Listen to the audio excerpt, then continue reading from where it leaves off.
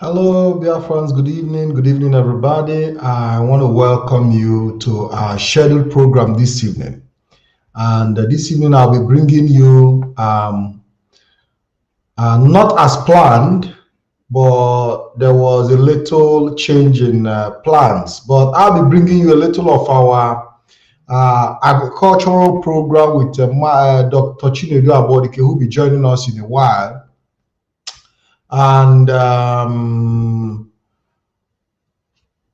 we'll also be talking about the issue of the topic of the day. I'll be right back in a short after the break.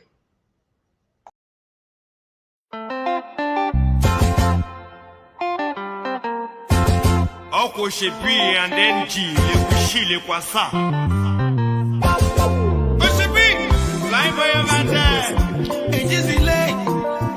I never.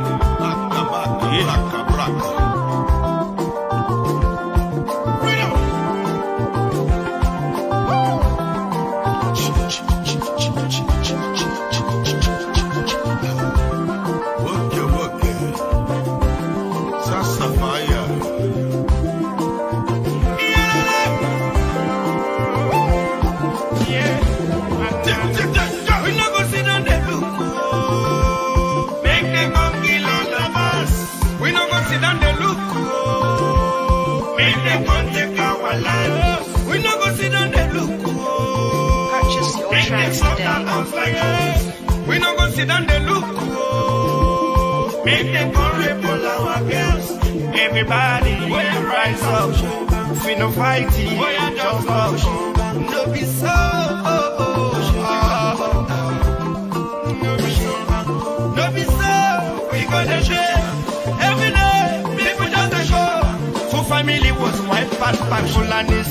So Jackie for you to call them terrorists. We touch them the canoe, you go cause war. We touch it on the bow, you go cause war. Makana Prugo no Nanga Wanelua. And I will find for another. It's not the time we go change up for them. Change up for them, tell them we know this. When you go Kulia Poku Apakoya, they might not tire Apayo. Igbo people have been marginalized. IPOB have been brutalized. We not go sit down there. Purchase your tracks today. Make them come kill all of us. We not go sit down there. Look. If they come take our life, we not go sit down there. Look. Make them stop the house like us. We not go sit down there. Look. Make them come rape all our girls. Purchase your tracks today. Like you wanna.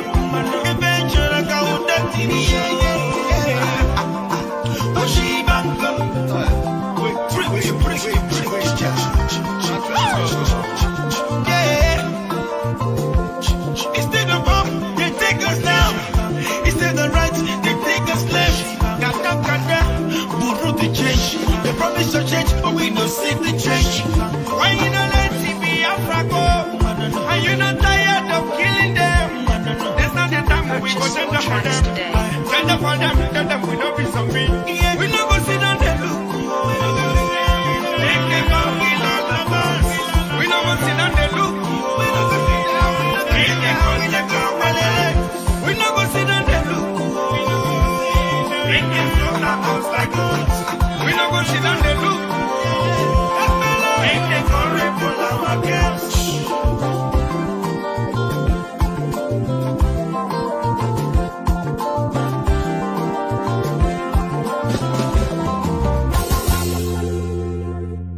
C'est la personne.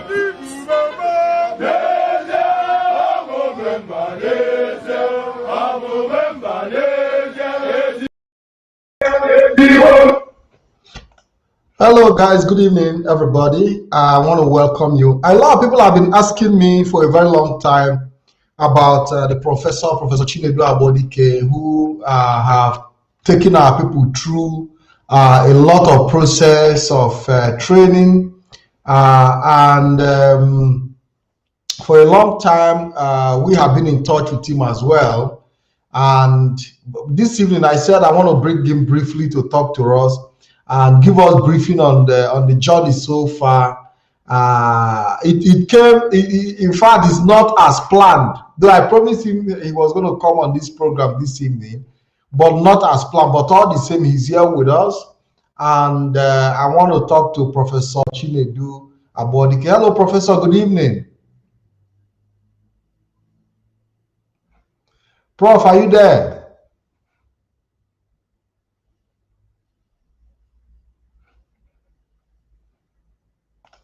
Professor, can you hear me?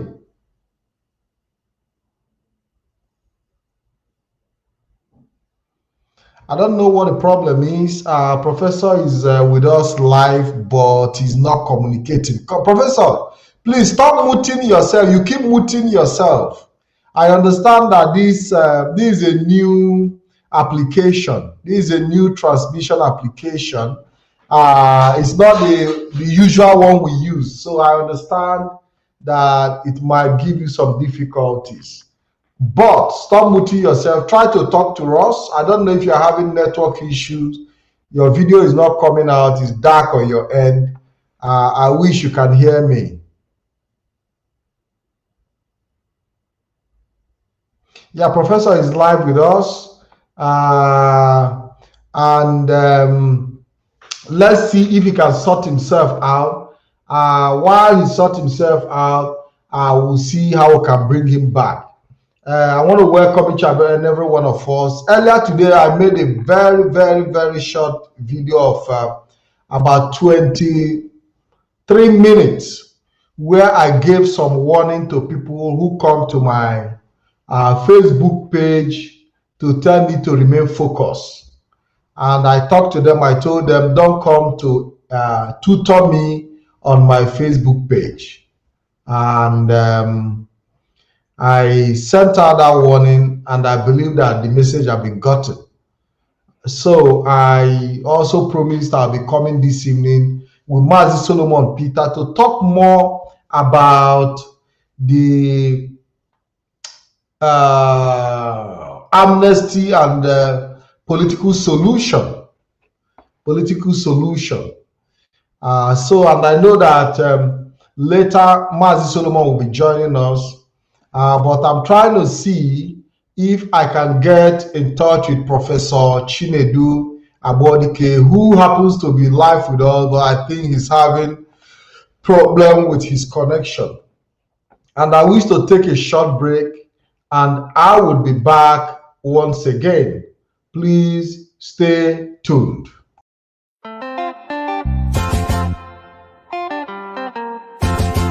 And then Chile kwasa.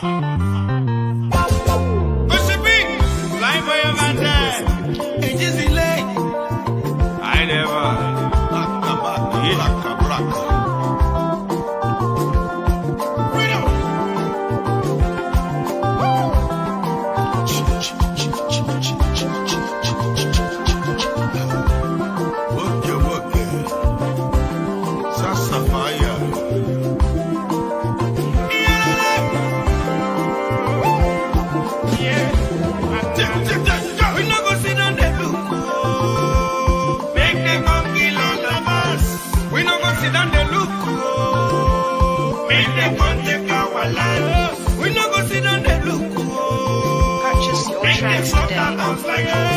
We not gonna sit down the look. Make them come report our girls. Everybody, we rise up. We no fighting, we are just up. No be so. No be so. We gonna share. Every day, people just show. So family was wiped out by Fulanis. So Jackie for you to call them terrorists. We touch them, the canoe, you go cause war. We touch it on the bow, you go cause war. Makana Brugo no Nanga Wanelua. And I will find for another. It's not the time we go change for them. Change for them, tell them we know this. When you go pull your book, they might not fire up by your bush. Igbo people have been marginalized. IPO people have been brutalized. We not go sit down there. Purchase your tracks today. Make them come kill all of us. We not go sit down there. Look. If they come take our life, we not go sit down there. Look. Bring them from the house like us. We not go. Yes, so we are back, we are back, we are back. With me on the phone is Professor Chinedu Agbodike, who is standby waiting. Unfortunately, the connection, the direct connection cannot go through, so he's going to talk to us via the telephone. Hello, Professor, good evening. Yeah, good evening. Happy to see you. Yes, Patrick, my brother, and all listeners, yes. Yes, it's been a very long time, and we have our listeners, our followers who have been asking after you. And I told them that we took a break as a result of the sudden kidnap of the leader of IPOB, the extraordinary rendition, which changed a whole lot of our program, that we have to focus on his extraordinary rendition. But it is also important that once in a while you come talk to our people, because considering things that are happening, our people need to continue to be reminded of the need for them to embrace more in agriculture. Professor, what have you done in these past few months that yes, for the past 2 months, we have not I said for the past few months that we haven't seen you? Okay, we have been producing yam, rice, strawberry, English grape, those crops that were possible to grow in tropical season, like English apple, strawberry, and also. Okay. So, and we have been working with help all the year farming, which has been very successful. Yeah, there is a clip I want to show our viewers, and this is a yam that is being harvested. And you told us that this yam was the harvest that you made a few weeks ago. Is that right?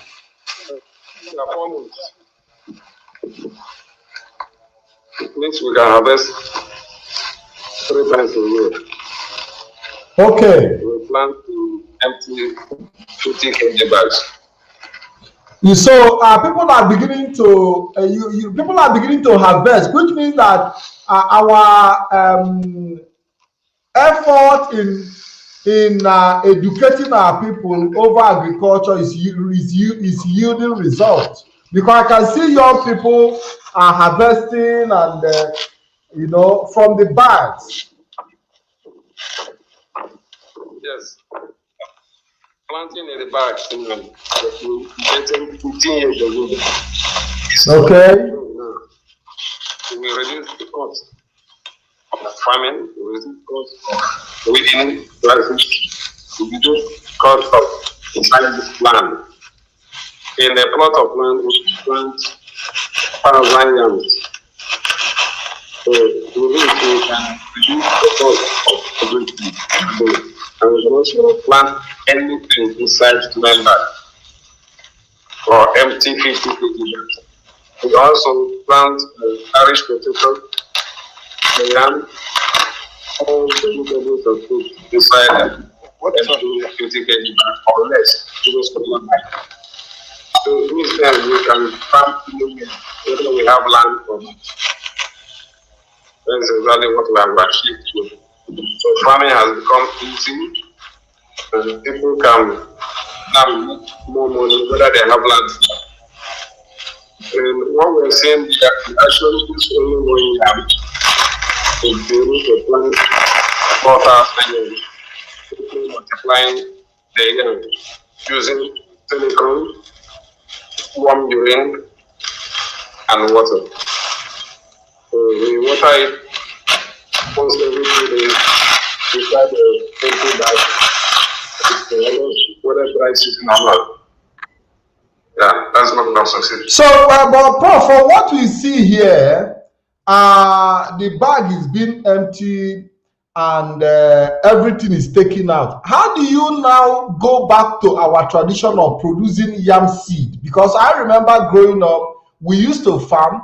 When we uproot, we return the, that part, the head, back to the soil for us to generate yam seed after a few months.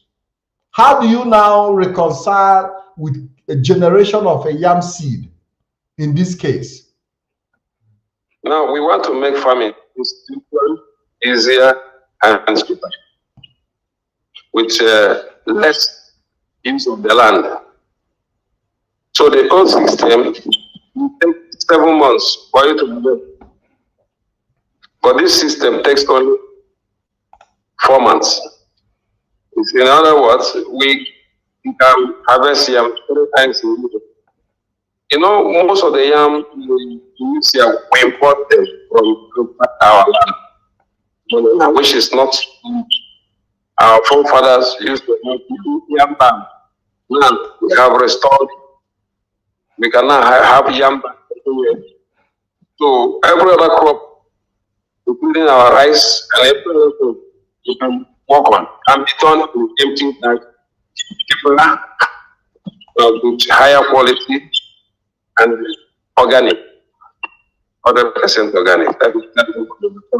So we can now farm anywhere, even on the corridor. There is one that we even farm on food. So we build steps and farm steps like we use a bamboo tree to make it look like I was sending the picture of that.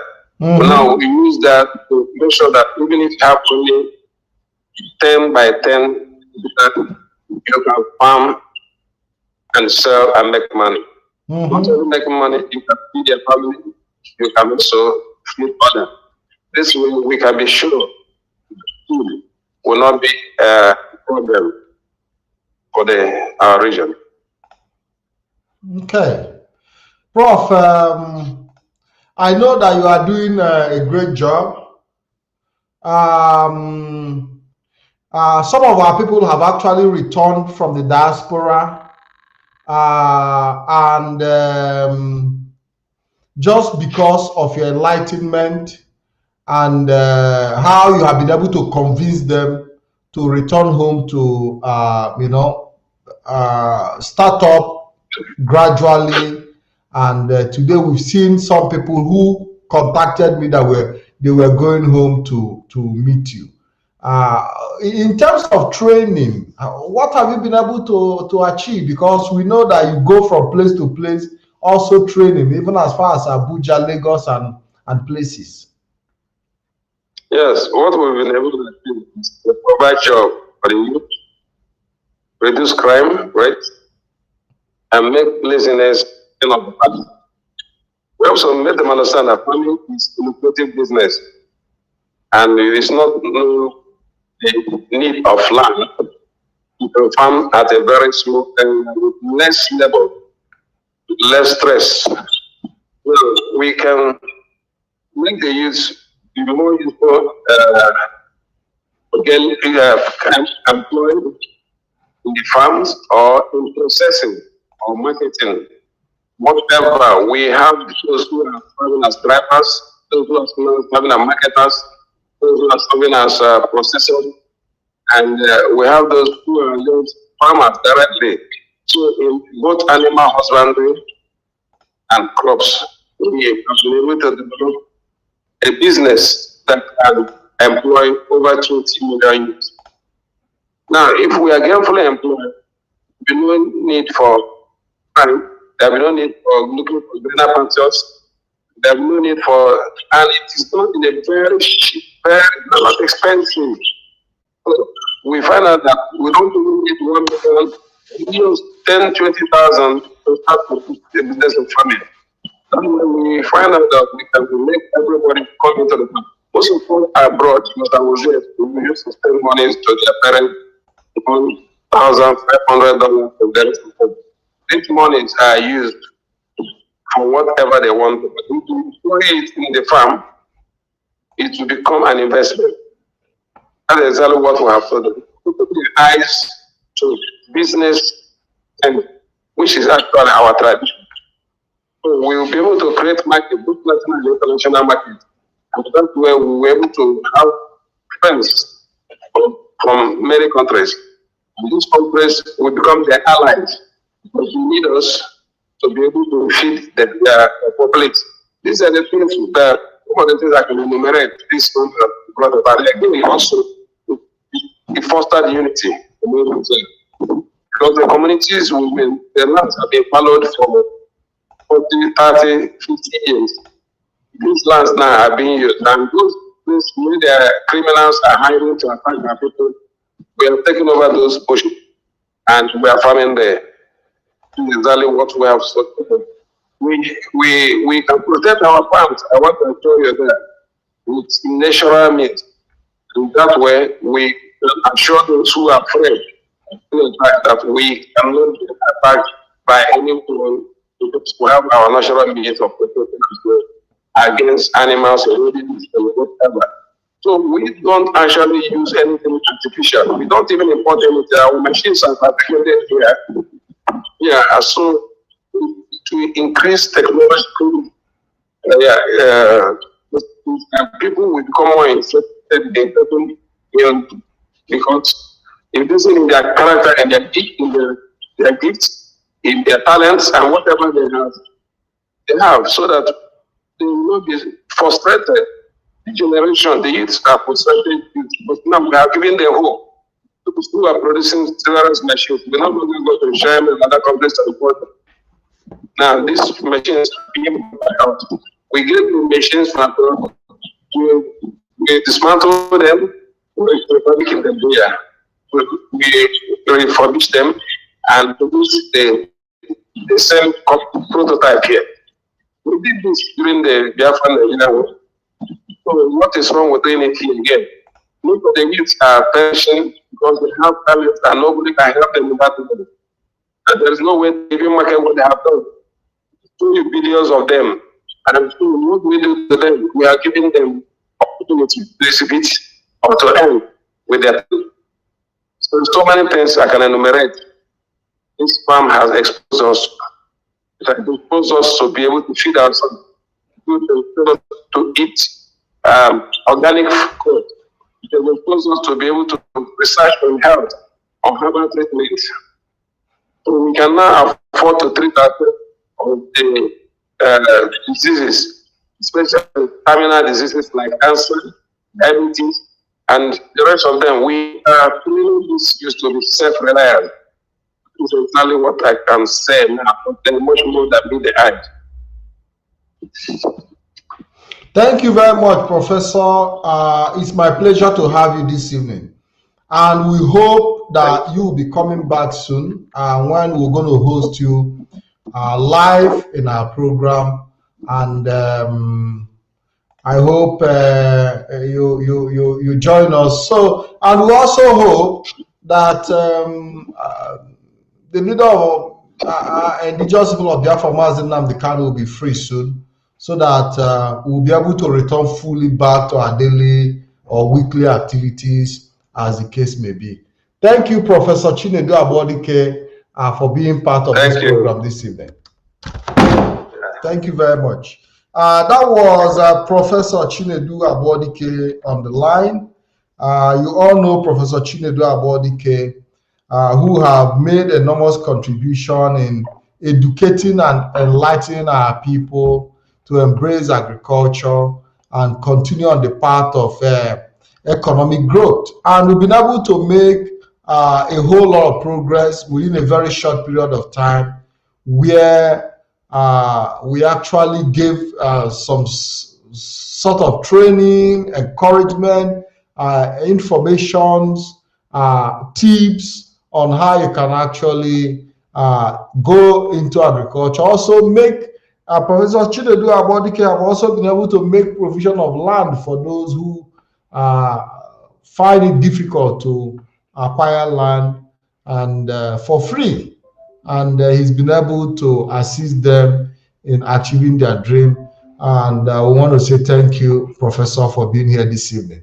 While we wait for our brother Mazi Solomon Peter to join us to talk about the issue of the day.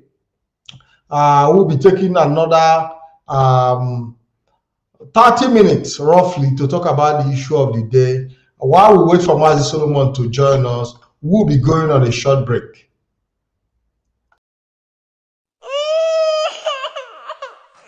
We need peace, we choose freedom.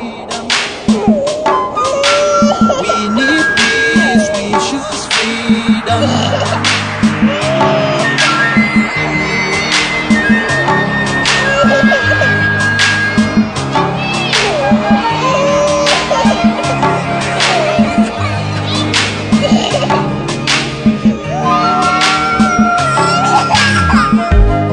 There was a nation living in peace and unity. Yeah. They are people with love and harmony. Oh, yeah. They saw greatness rise up to its purity. With another people of different culture, Idean heritage, bias and oppressive. Oh, I see. A nation from trigger of Africa, rising with strength and might and power. In due time, nobody gonna praise us. Rather, you all gonna embrace her. With your flag, with your flag, with your flag, with your flag. Oh yeah. Let the tears of our mothers who lost their children be heard. Let the blood of our heroes speak from now till forever. Let the whole wide world know Biafra is our home. Oh yeah, Biafra is our home. Oh, it's my home. Yeah, Biafra is our home. I reminisce way back 1967. Death toll and the blood couldn't count them even. Mama screaming, child squealing, pops on the ground. 2.5 years, over 3 million's gone. Why? Cause we asked for our freedom, and we're going back to our sovereign kingdom. They shut us down when we cried, the world said nothing.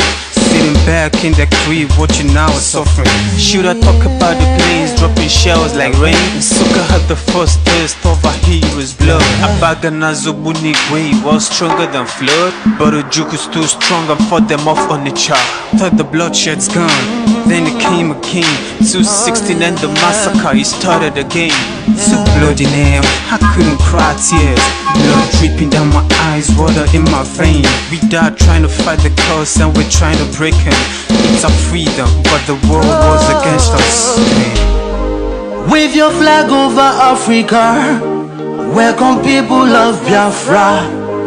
Wave your flag over all the world. See those people of Zion is here. It is a nation that the Lord has chosen for the people of Zion. It is a nation that the Lord has chosen for the people of Zion. We need peace, we choose freedom. We need peace, we choose freedom. Yeah. Let the tears of our mothers who lost their children be heard. Let the blood of our heroes speak from now till forever. Let the whole wide world know Biafra is our home.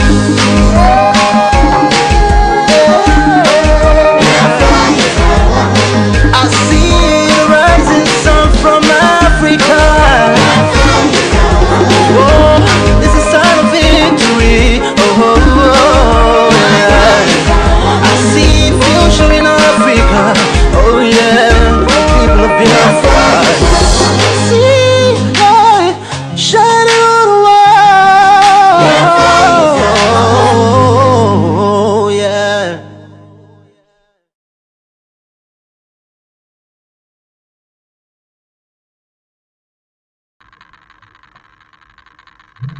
Thank you very much. You're welcome back. You're welcome back. While we wait for Mazi Solomon to join us, I want us to take a look at the interaction that we had yesterday. We had an interaction and it has to do with the issue of political solution and amnesty for the leader of IPOB, Mazi Nnamdi Kanu, and IPOB. And we saw the argument of offering amnesty to the leader of IPOB to free him from detention. And yesterday we talked about how do you offer an amnesty to a man who you don't have a case against, who you have not been able to prove his case.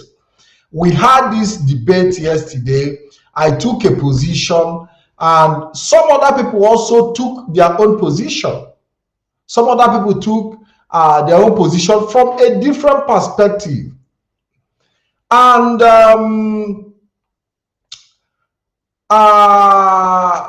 made me to, start looking at the entire view, because there are people who are saying that we just have to do whatever it takes to free the leader of indigenous people of Biafra, Mazi Nnamdi Kanu. That whatsoever it takes for him to be free from detention, that whatever measure that is needed should be put in place, that whatever proposal, as long as he's free at the end of the day, because his life is more important than anything that matters to us. And that now, open door for the argument of the amnesty. Okay, Mazi, we just have like maybe 30 minutes and we are going to open the line. So if you want to join me in an hour, maybe by then I must have rounded up the program. We are not going to spend another 1 hour here, or highest we'll be spending 1 hour exactly, because we spent about 30 minutes gone, and we are waiting for Mazi Solomon to bring his own thoughts. So while we wait for him, I want to return our mind back to yesterday's discussion, because I now came to realize that the issue of political solution and amnesty is even deeper. Is deeper than the way we are seeing it. It's deeper than just mere words. So looking at the factors and the understanding of different people from different quarters, and also looking at the position that the zoo Nigeria has put itself. I've seen a lot of people tell me that Nigeria is finding a way out of the quagmire they have put themselves in. And there are this whole lot of debate around the issue of amnesty. Nigeria haven't failed, haven't fallen into the trap of breaking international law. They have committed very serious crime, and they are looking for a way out. And people are saying that that the people of Biafra should just kind of, for the sake of the life of the leader of IPOB, Mazi Nnamdi Kanu, give Nigeria a soft landing. It's a whole lot of complex situation. A whole lot of complex situation. But I would like Mazi Chukwuemeka Zeji, who will be joining us also later, because he also brought his own argument forward. And Mazi Solomon also have his own argument. And that is the reason I said we are going to return back to this discussion table. But I think we also have to give people the opportunity. There are people who called in yesterday. If you have something else to talk about in regard to this same topic, you can call in again. But if you didn't have the opportunity to call in yesterday, you can also call in to make your own contribution. You can call in to make your own contribution, and I'm putting the number on the screen. While we wait for Mazi Solomon and Mazi Chukwuemeka Izeji to come on board with us on the phone, obviously, to bring their own thought, I want our listeners, our viewers, to call in and tell us what you think. Because, these days when you say certain things, it is easy for people to misinterpret you. When you say things according to your view or how you see it, people, tend to, just the way they are already accusing people of, when the leadership of IPOB opened the door for negotiation with the Igbo leaders, some people started seeing it that they have sold out. But at what point, how long are we going to remain on the path of we are not ready to discuss with our Igbo elders, our traditional rulers? For how long are we going to remain on this path alone? And the question is, if we take the path alone, are we going to achieve our aim? Because at some point, we must have to sit down with Igbo leaders, genuine ones, not corrupted ones. Because I can tell you that there are still genuine people. When Mazi Mbazurika Mechi went to meet the Bubu in Asuro, a lot of people were saying, yeah, but who is he? Who is a lot I've had discussion, and people were saying that there is nothing like Igbo great, and Mazi Mbazurika Mechi is nobody to go and meet Buhari and all that. But these same people were around when our leader went to pay homage to Mazi Mbazurika Mechi. The same man that people are complaining that the IPOB leadership are engaging. But this is the same man who our leader Mazi Nnamdi Kanu, when he left detention in 2017, went to pay homage to. So I think it is time we start seeing things from a more better, broader perspective to be able to help us in arriving at conclusions. Because these days, everybody seems to have, people seem to have lost their mind. People seem to have lost their mind in the whole ocean of controversies all over the place. So we need to recall our mind back and start looking at things from a perspective that is more visible, that is more concrete. Because you can actually live in illusion, believing that all is well, but in reality, you are just living illusion.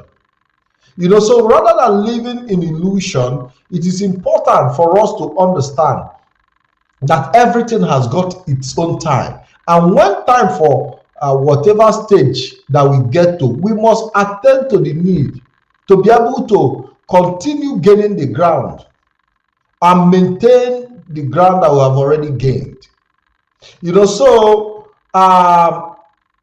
I will be talking about the issue of amnesty. The number is open, +39 388 Ejiofor Alisigwe say, why are you talking about amnesty? You are saying that our leader is a criminal. How can Nigeria commit a crime and then benefit from that crime to contemplate giving amnesty to our leader? Did our leader Mazi Nnamdi Kanu commit any crime? Alisigwe Ejiofor, thank you for that comment. That is why I'm bringing up the topic so that people can, because yesterday I also read in a dictionary where amnesty is only granted to people who have committed a political crime.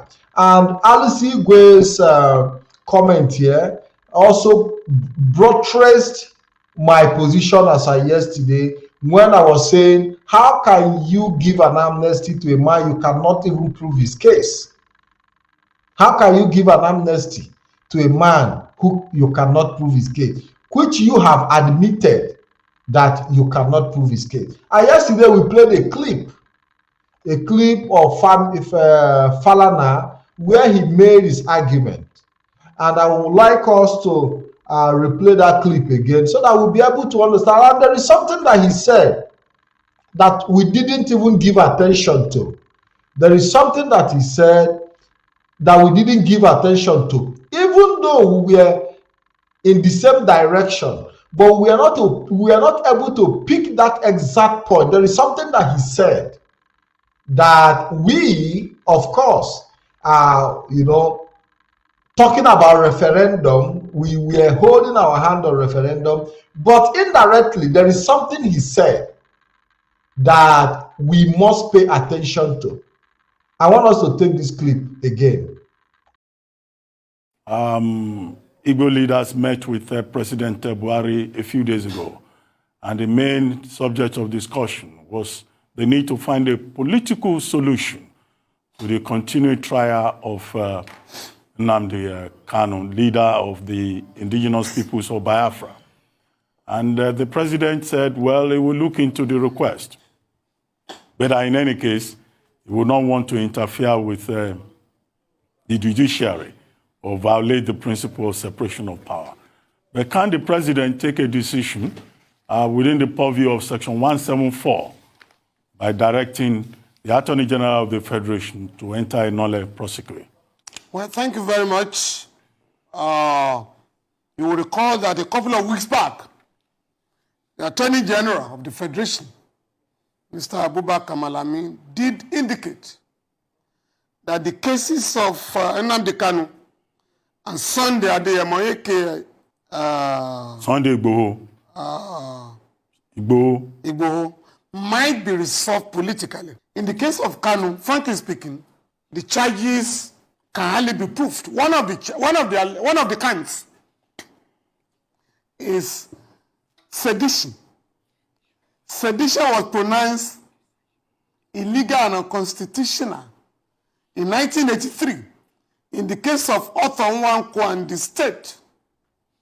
So I don't know, I can't see how some of those charges will stand in law.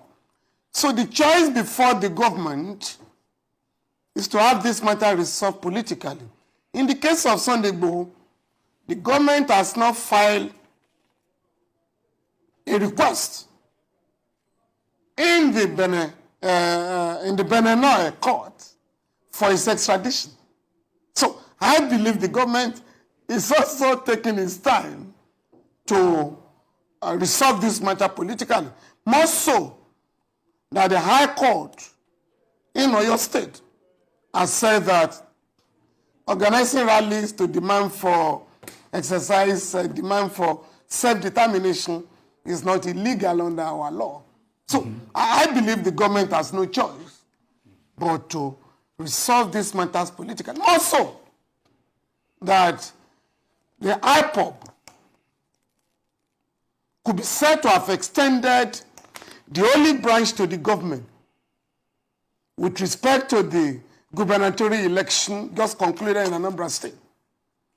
If IPOB had not suspended hostilities in that state, there's no way you could have had the election. So I believe the government has taken cognizance of all the facts and circumstances of these cases and has therefore resolved to handle them politically.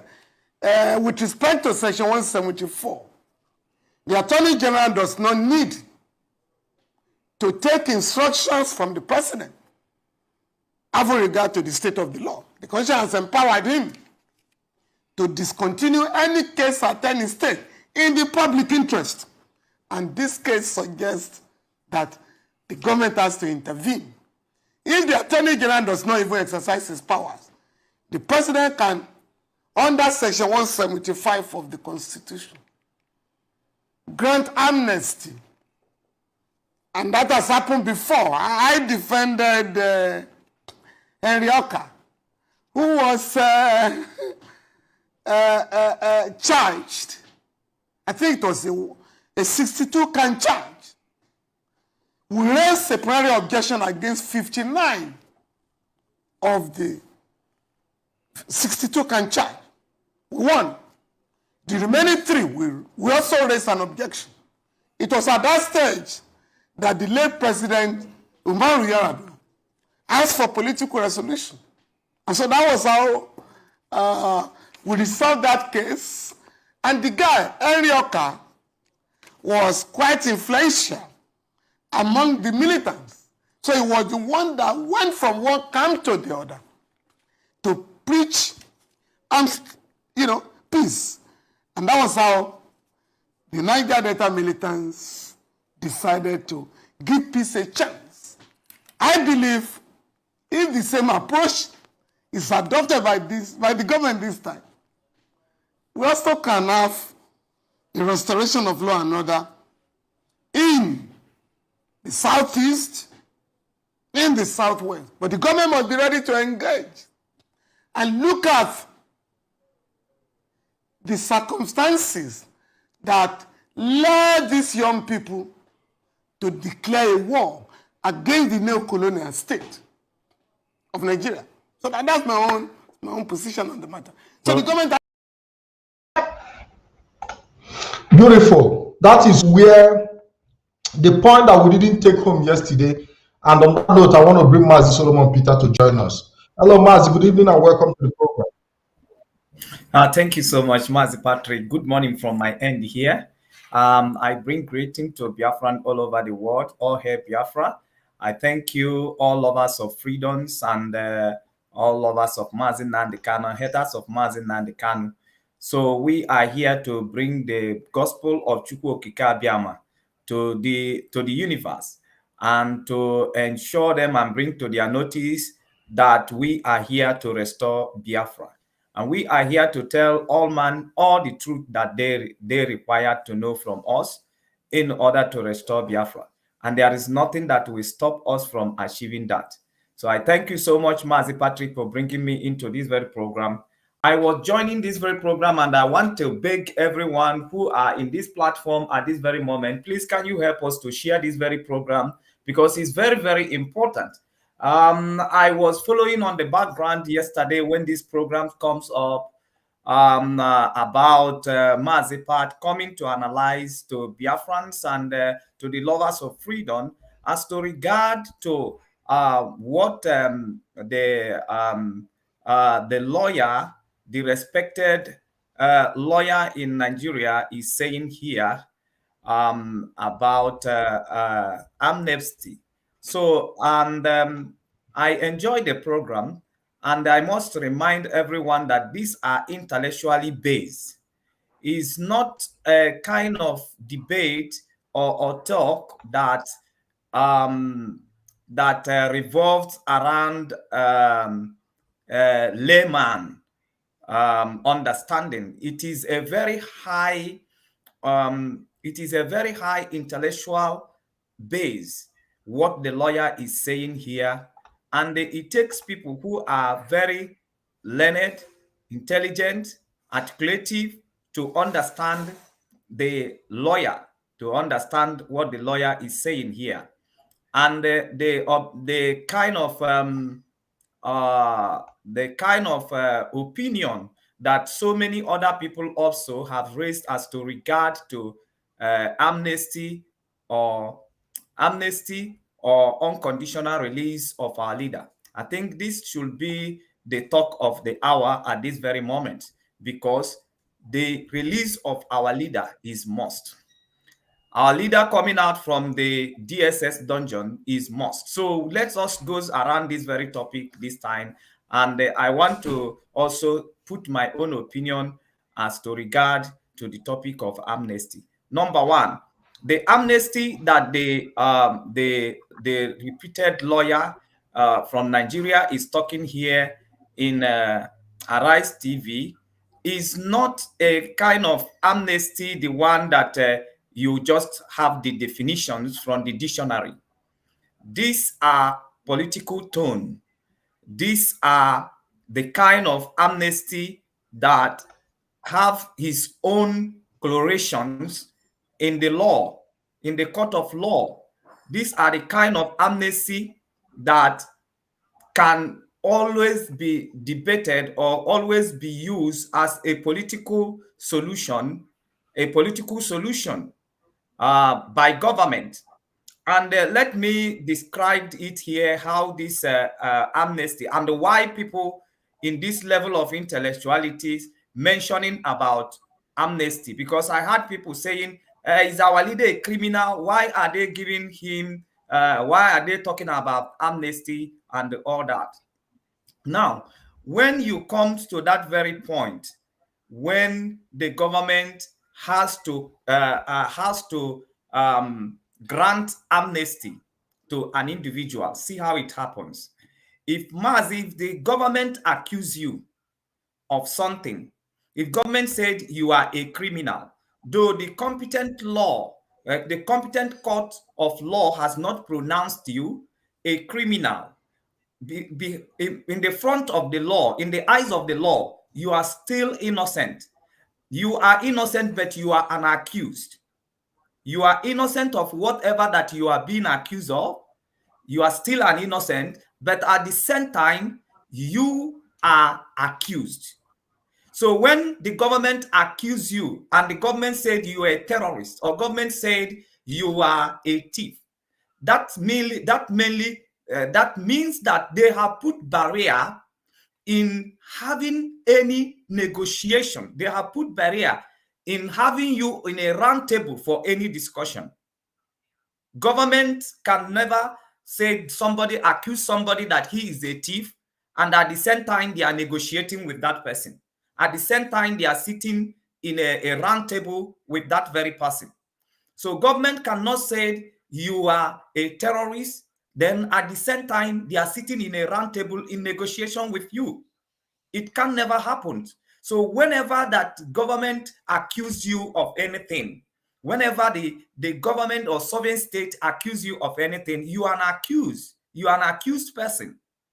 So what is there is that for the government to be able to come together in a round table with you, in a round table discussion with you, in negotiation with you again, then the government has to remove that barrier. And that is what they call amnesty. They have to remove that barrier. Oh, we accuse you of being a criminal, so we have forgiven you. So that criminality that are being labeled on you, for government cannot sit down to discuss with a criminal or negotiate with a criminal. So that label that they put on you, it has to go out with amnesty. They said, okay, we have forgiven you. We have forgiven you of what you are being accused of. We are forgiving you of what we have accused you. So at that moment, if you are being accused as a criminal, you are no more a criminal. So government can sit with you. If you are being accused of any illegality, you are no more illegal. There is no more illegalities around you. So they can sit, they can discuss with you. And when government pardon you of whatever things they have accused you of, that simply means that you are totally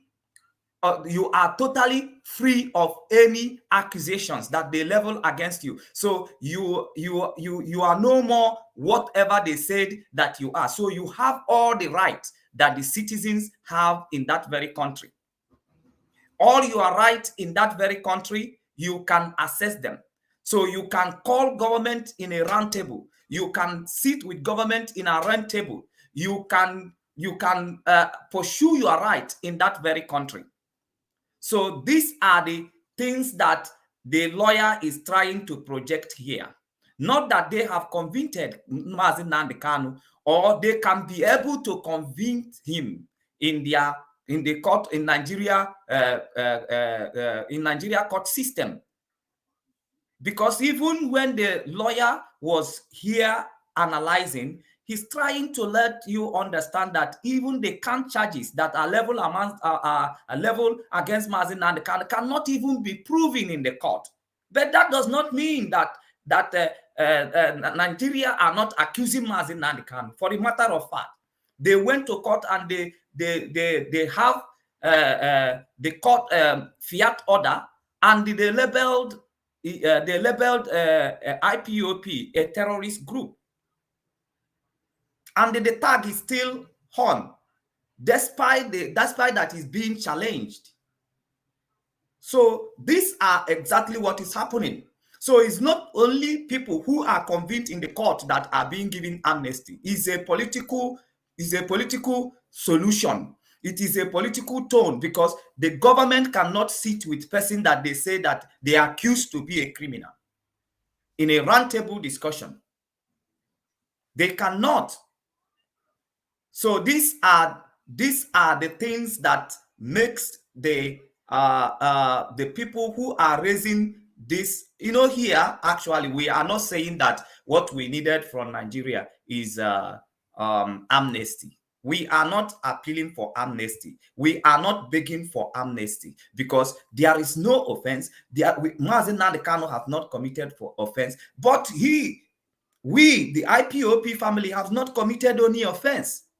So we are not appealing for amnesty. But government can put amnesty on a table just because they want a dialogue. They want political solution, because you cannot profile a political solution or discuss on a round table with people you call terrorists, or with the people you accuse of terrorism acts, or with the people you accuse to have been criminals, or people you have accused of one accusations or the other, of one criminal accusations of the other. You cannot, as a government, sit with them on a round table. So first of all, you have to take away the label, take away the accusations that you have labeled against these very people, before, as a government, as a legitimate government, before you can sit down to discuss with the people. So at this very moment, every idea as a political solution that will first of all take Mazi Nnamdi Kanu out of the prison, to have access to his doctor and have access to his family, and be able to be free from the emotional and the physical torture that he is going through right now. Any solutions that that they put on table to free him in that condition is very welcome, because I am not talking to you to believe me, but I'm talking based on intellectual base, because I ask questions. I communicate with educated people. I communicate with people who are in a position to explain. So I don't just jump in here into a matter that I know that I have no experience about. I ask people who has an experience, and they gave me details. The same, like even Nigeria, they have people who they also asking that are giving them experience of what they are doing.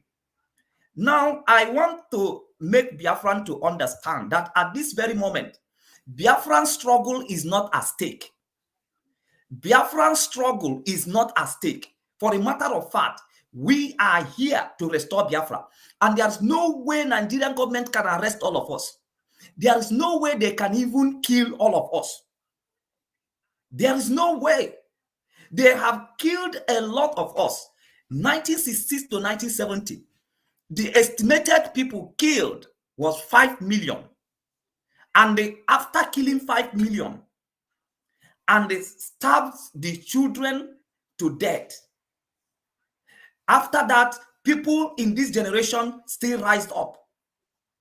After witnessing the death of 5 million mothers, fathers, brothers, sisters, uncles, and these people, most of them did not witness burial.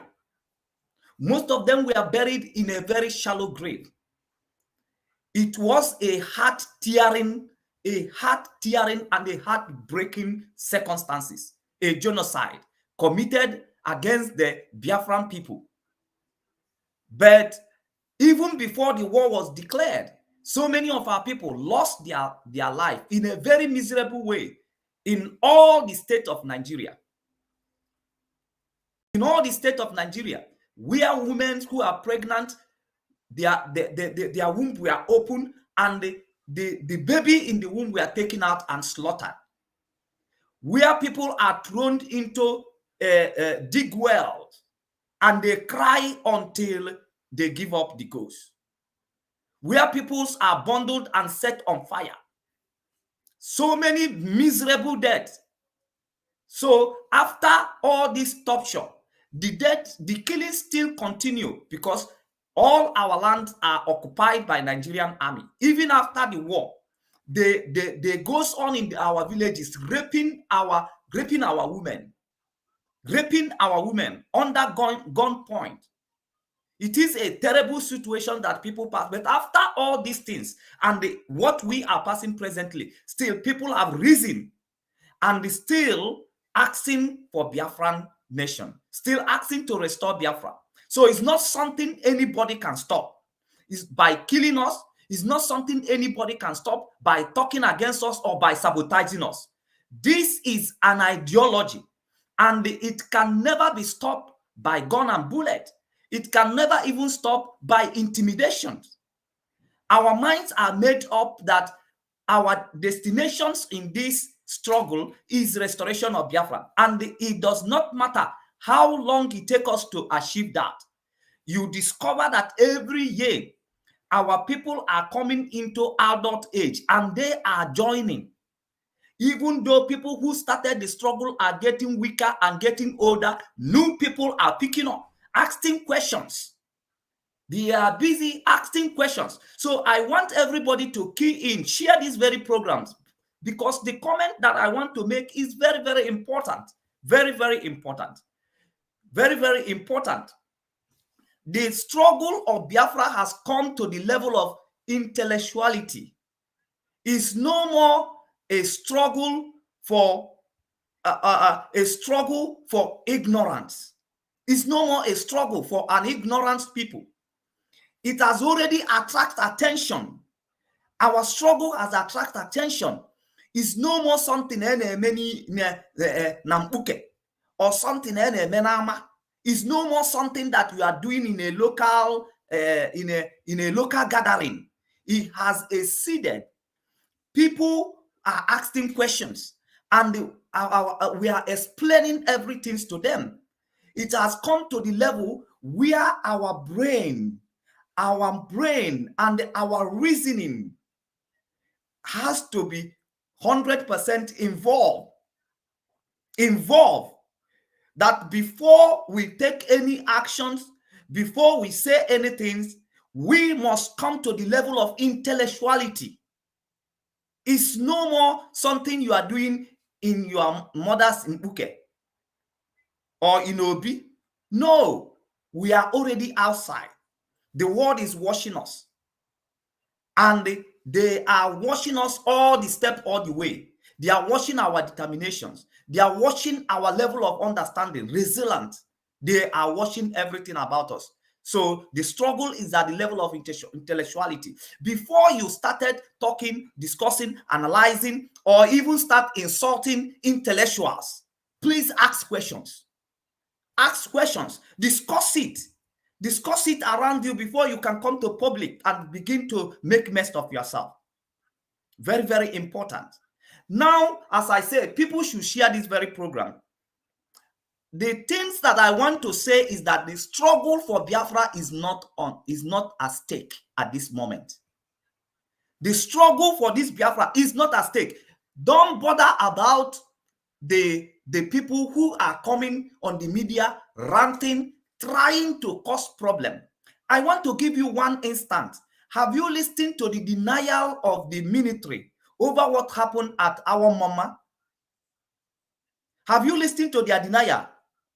And they released a comment after some time, and they said that they are peacekeepers. They only came there to keep peace. Against what the IPOP and the Eastern Security Network's activities in that very, in Olu, that they only come to keep peace. They didn't set the shops and the houses on fire. That they only come to keep peace over the activities of IPOP and the ESN, who are trying to enforce sit at home. Now, what is the intellectuality in this in the actions of the indigenous people of Biafra? Before the army, because they are not calculative. They are not even articulated on the presence of the media.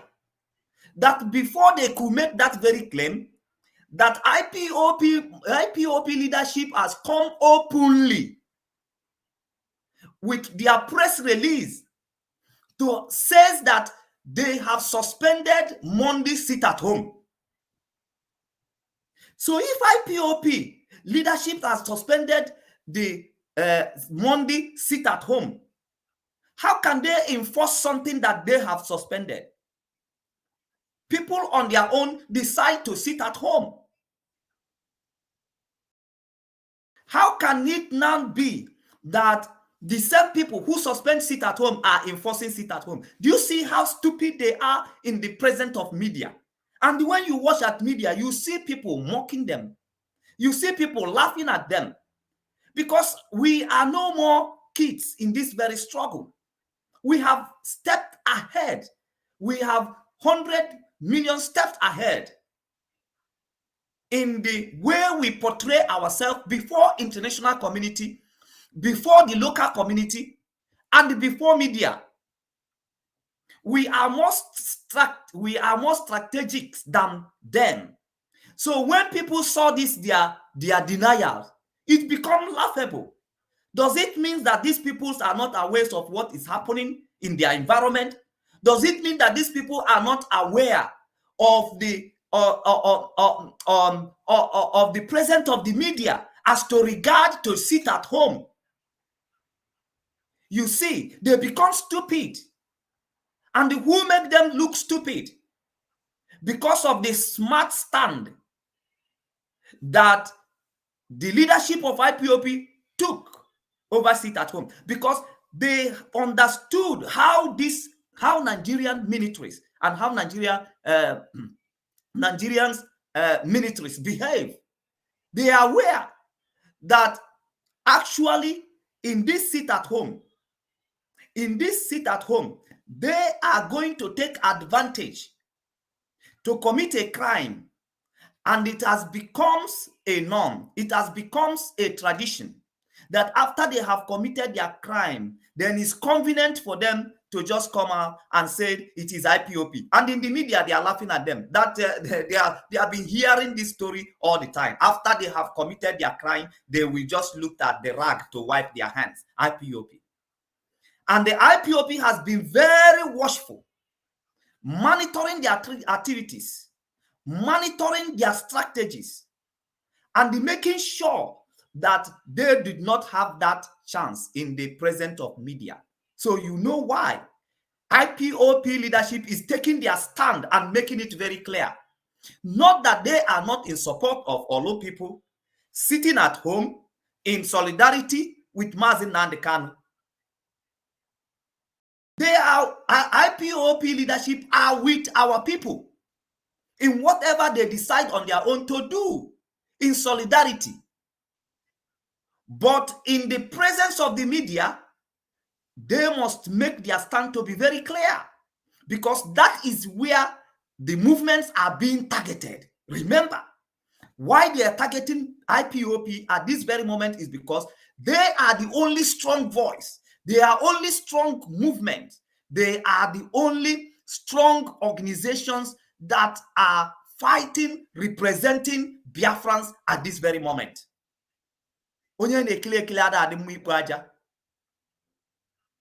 That is just the pure truth. So when you see the way that IPOP leadership portray themselves in the media, you can understand what they are doing. You can understand why memo has to be written, how they have to make their stand clear over a matter, so that when these people come with their propagandas before the media, they will look like stupid people. They will look like childish. They will look like people who never receive any training. Just as it was right now, that the image of the Nigerian militaries, Nigerian police are going down every day because Mazi, we also saw a similar Mazi, we also saw a similar event during the Anambra election before the IPOB leadership cancelled that election, and that automatically destabilized every plan that was put in place to disrupt, kill, and destroy, and say it is IPOB as a result of trying to enforce election boycott. Mazi, go ahead. that's exactly because I'm coming to that. But why I am trying to explain or explain myself this very way is because so many of our people, they need to step up. This is not a game for ignorant people or a game for people that have thinking. It's not a game for people who are just emotional sharp. It's a step up to the level of intellectuality. So many traps. They are setting so many traps, even with the people who are also eagles, who are also Biafrans. They are using everything possible to set traps, to paint a wrong image and give wrong narrative over the struggle. Remember, this struggle is not for Mazi Nnamdi Kanu. And I repeat again, before I land, I repeat again, Biafran struggle is not at stake at this moment. The only thing that is at stake is the life of Mazi Nnamdi Kanu. We can talk about Biafra in the next 100 years to come. We can do the struggle of Biafra in the next 50 years to come. But in the next 100 years to come, we will not have Mazi Nnamdi Kanu alive. And so therefore, if we fail to protect him, if we fail to secure his life, for him to be able to do what he was sent to accomplish, the purpose why he rised up in the first place, then we are going to have that missing link. We are going to have that missing link. So at this moment, when you had people discussing about amnesty, discussing about political solution, the focus is what is at stake. Your struggle is not at stake, man. Your struggle is not at stake. As if we hear Kalilubi, Eloba, the only thing at stake is Mazi Nnamdi Kanu, who we cannot have forever. But we can keep this struggle as long as it can go for Biafra to be restored. So the things that is at stake right now is the life of that man whose can by mistake be cut short. Who can by mistake cut short? And the things that he's supposed to do before, because this our life has a expiring time. It does not matter. You cannot remain alive just because you are into the struggle of Biafra. Our life has an expiring date, expiring time. Anything, we don't have too much time for our mission here. I don't have too much time for my mission. So I must be in hurry. I must pursue that purpose, that reason why I was sent here, why I was present here. Maybe my type is can just appear in my generations, in my country, once in every 500 years. If you miss me, if you miss my mission, if you miss what I come to do to achieve here, or if I fail to do it, then in next 500 years, the gap of what I was sent to achieve will always remain. The effect of it will always remain with my people. The effect of it will remain with my people until the next generations, where this thing can overturn again.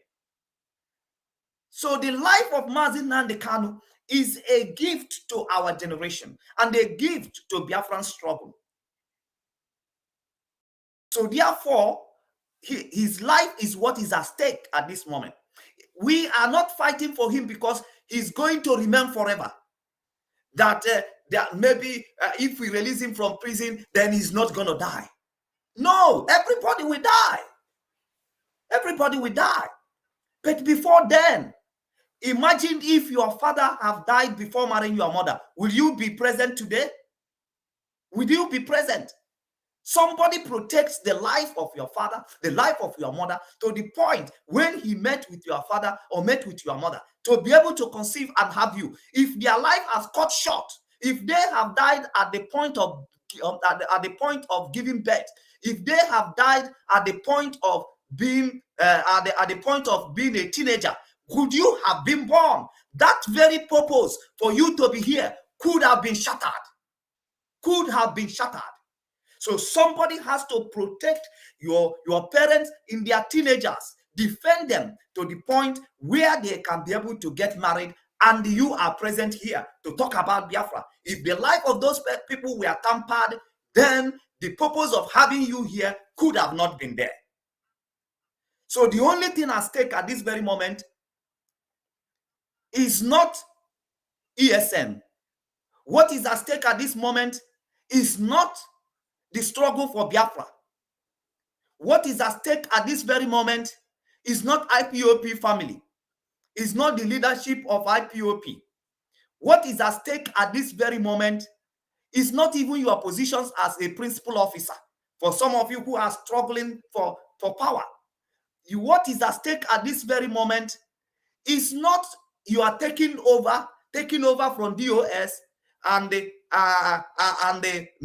appealing to people to make contribution for you, or looking for where to bomb or where to destroy, so that you will attract consequences on your people. That is not what is at stake. What is at stake at this moment is the life of our people that are dying, that needed to be defended intelligently. Our community that is at stake at this very moment, because we are surrendered by people who are ready to set them on fire. What is at stake at this moment? Defending the gullible, defending the gullible ones, defending the vulnerable ones that this moment could consume. That is what is at stake. Because when you cut their life short, then you have tampered for the purpose which these people we are sent to achieve. So what is at stake at this moment is the life of our leader, Mazi Onyendu Nnamunde Kanu. He doesn't have all the time. As a Biafran struggle has all the time. After 50 years of the Nigerian declaring war for declaring Biafran state and Nigeria declare war on us, after 60 years, after 50 something years, we are still talking about Biafra. But ask yourself, the people that were alive, young at that time, that are fighting for this Biafra, how many of them are still alive today? Ojukwu, who lead that very war? Ojukwu, who lead that very war? Is he still present? If his life was cut short, the contribution he made at that time, he could have not. So people protect his life for to be able to have him at that very time. So in the next 50 years, you might not even have Mazi Nnamdi Kanu. In the next 10 years, if the struggle still lasts, in the next 20, 30 years, you might not have the people that you have today. So we need to protect them to be able to achieve the reason why they are sent to us. The reason, after Ojukwu, who tell me another Igbo man that has risen with his resources, with his money, to fight for the interests of Igbos. Tell me another Igbo man that have risen to that very level, that has laid down, that prefer to be poor, prefer to use his assets to fight for the interest of Biafra and for the interest of Igbos. Have you seen? They once come in a generation, and if we have missed his impact, then we will wait for hundreds of years again, and the effect will be with us. Tell me, since Oyofoyi or Kadibo since Okadibo died? Who has taken over? Since Chebem died, who has taken over? Who has taken over? Many people you lost in the past with the kind of skills, with the kind of influence, with the kind of contributions they made amongst our generations. Tell me, have you had them suddenly? Have you had another person since Nnamdi Azikiwe died? Have his son taken over? Have you had the impact of his son like as the impact of his father? Since Ojukwu died, has his sons and daughters, have they been able to impart Igbo rest the way Ojukwu did? So you don't think that when people we are being removed, another person is being born. It doesn't come like that. Destiny comes with people. And when you protect destiny, then you preserve a generation. When you protect destiny, you preserve generation. So something that is at stake at this moment is the life of Mazi Nnamdi Kanu. And that is what we are fighting for. That's what we are fighting for. So if government decide to give amnesty, it simply means that what they accuse him of, they forgive him of what they accuse him of.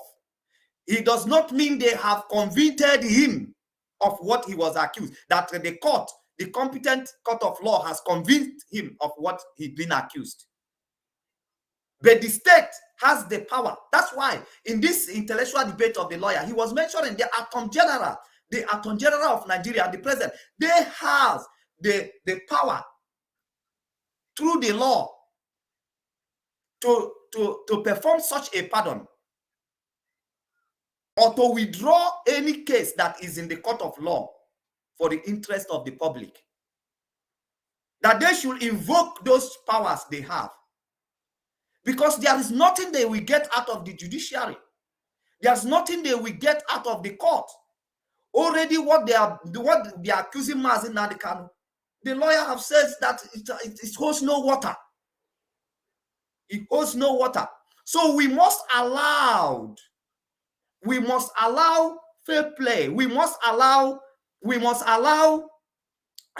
the things that is obtainable to be followed, to be able to secure what is at stake. Because so many of us does not know what is at stake, and that is why you see so many of them, they are jumping here and there. This struggle is not going in right direction. DOS are not taking any action. But you see them who are actually advertising for action. You see them indicting themselves. You see them indicting their people. Because it's the same people who wanted action. They are the one who actually sponsored the group of people who came to do that unrest at Olo. When army come, they disappeared. The only people that we are left are the vulnerable one, and their shop were burnt. Because the army cannot go after them. They are the people who are coming, the same people are coming on the media this day to be telling the public and the world that they killed 500 military men. What an indictment. We are not ESN, they are not fighting Nigerian government or Nigerian military. For the matter of fact, ESN are the victim. But here they are now projecting to you that Nigerian military, they are now the victim. And the IPOP and ESN are the aggressors. Now, what are they trying to do? To indict a generation, a race. Mazi, by the way, there is a memo that I came across a few minutes ago, and this same group of people have finally changed the name of Biafra. And that memo, we'll have to look at it. Not in this program, maybe in the coming days, tomorrow or thereabout.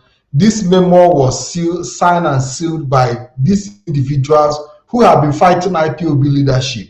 They just released the memo that I came across, and they said they are changing the name from Biafra to a different name. So Mazi will be talking about it, and it's just so crazy to see how fast these developments are coming in. Mazi, go ahead. Very, very, very much interesting.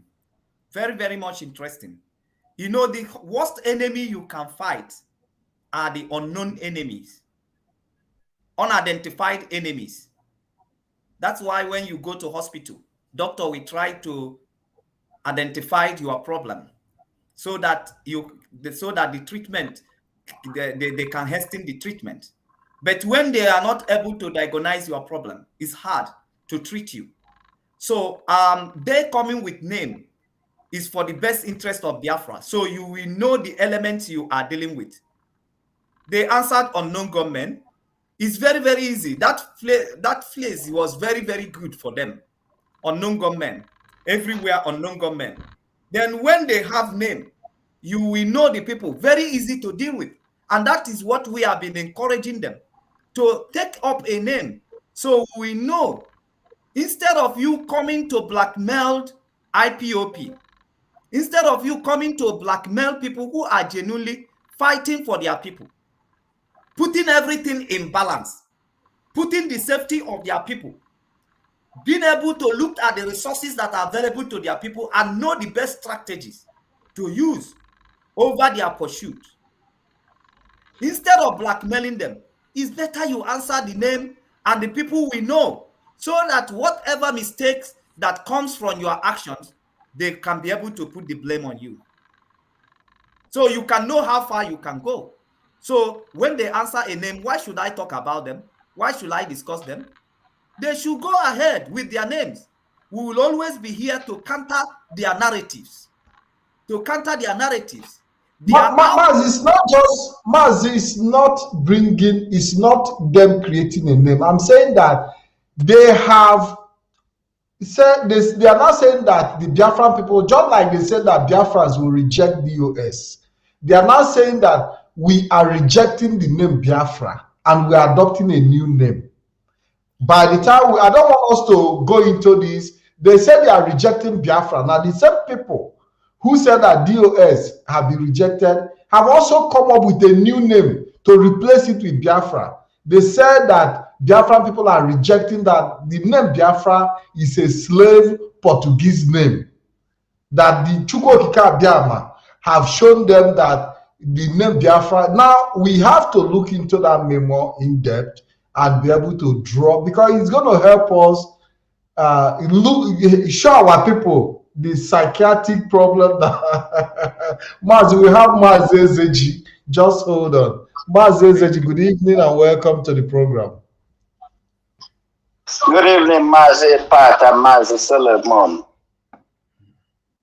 Good evening, my lovely brothers. You're welcome to the program. Thank you very much. You're welcome to the program. You've seen what Mazi Solomon, the argument that Mazi Solomon have put in place.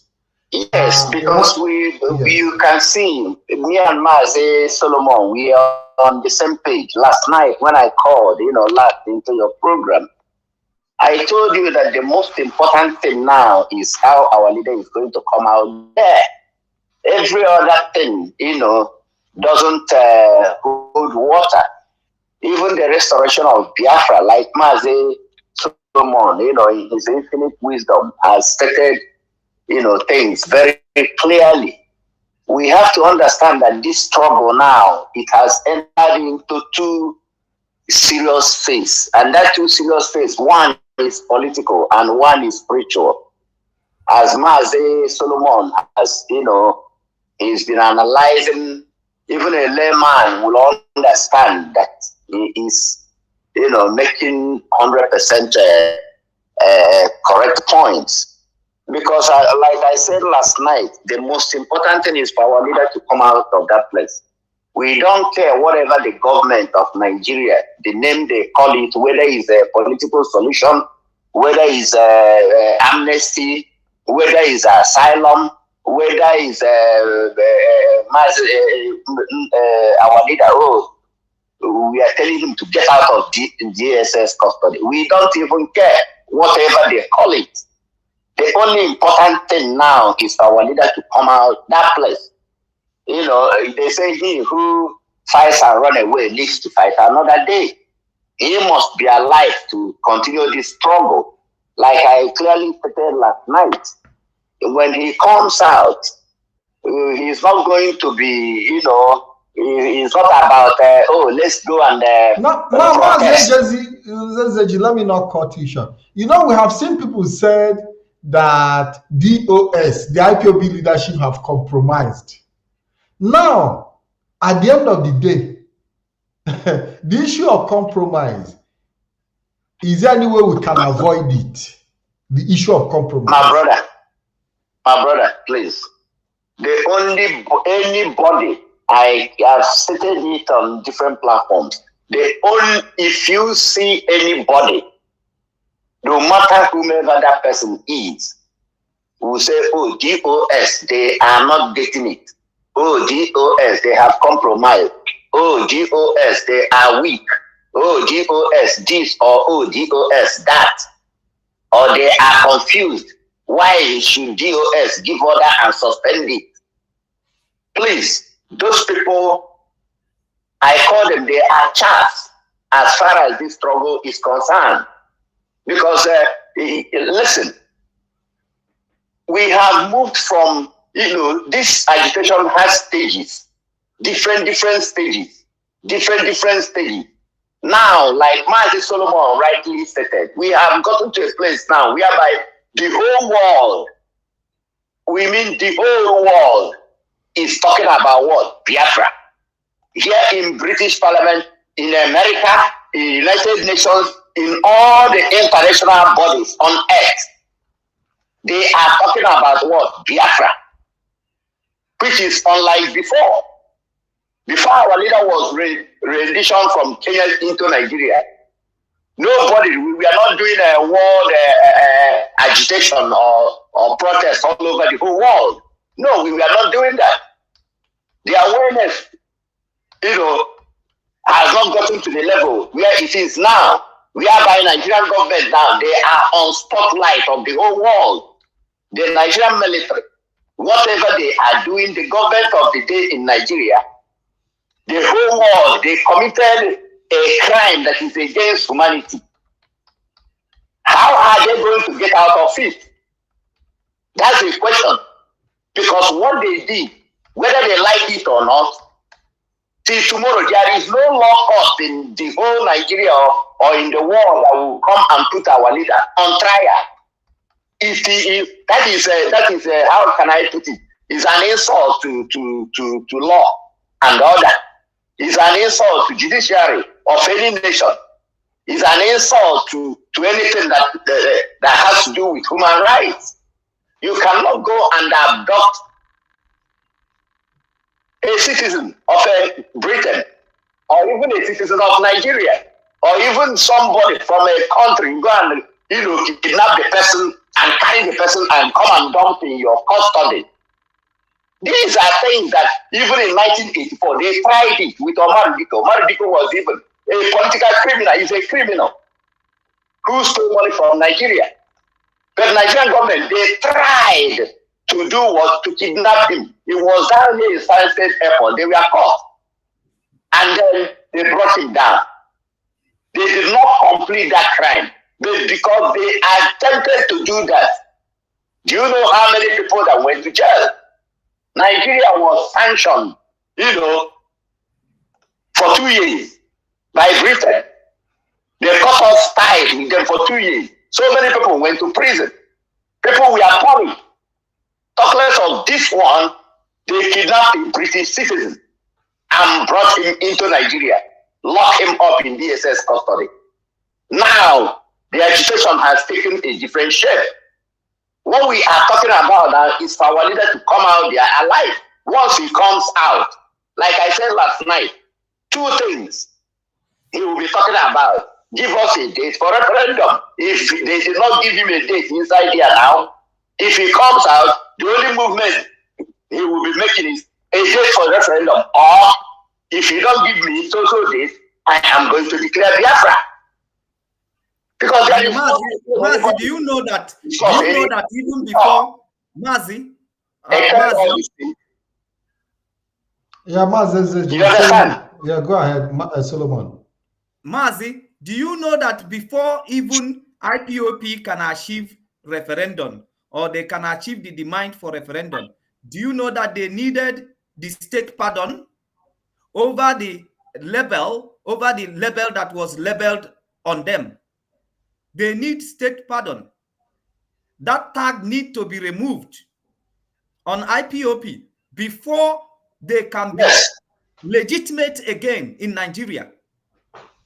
Do you know that? And people don't know. But Mazi, since you're online here, there is another thing I want to point out that is very, very important.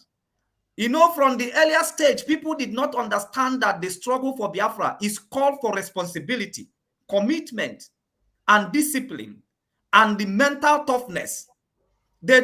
People don't understand. They took the struggle for Biafra for granted, and they left themselves. They refused to receive training. They refused to have the mental capacities that it requires to take this struggle from one stage to the other.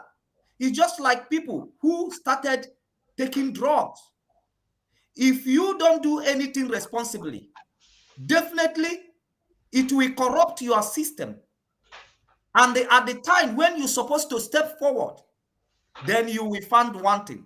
It's like kids who refuses to study. At the time of exam, they will fail woefully. That is how it is. And that is how we have been educating our people in this platform about extremism. Extremism. There is nothing wrong in Mazi Nnamdi Kanu letting the world to know the extent we can go, that we are demanding for referendum. But if they refuse us referendum and all political solution, and the only option that they left us with is for armed struggle, that we are ready to go that far, it does not mean that it's pushing us into armed struggle.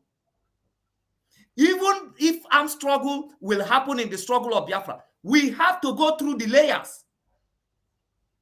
We have to go through the layers. Not jumping and even prepare for it. Yes. How do you organize the people? Yes. How do you organize the people? What are your political advantages in going into armed struggle? There is nothing wrong in letting people know that I am ready to die for the struggle for Biafra. But that does not mean that I am dying now. That does not mean that I'm giving my life away, just straight away. But this is letting the world know the extent we can go. But do you know, through that very message, some people do not receive that message responsibly.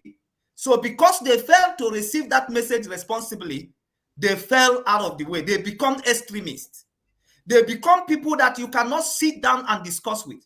They become people that cannot reason, that only reason with their mouth, that only reason with lies and propaganda.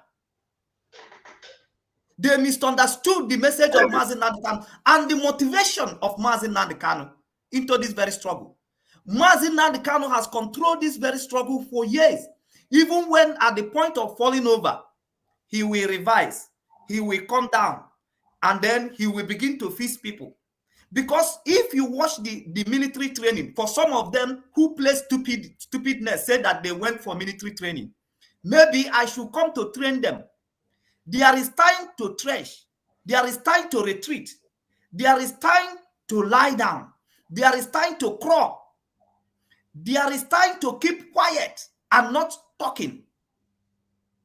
When you are in a battlefield, Mazi, they came by order. You have all these things, they came by order based on the circumstances. Based on the circumstances. So many people today, you see them, they refuse to grow, they refuse to reason, is because they allow themselves, the teaching of Mazi Nnamdi Kanu did not prepare them for a time like this. Rather, they give themselves to weaknesses and they fall over.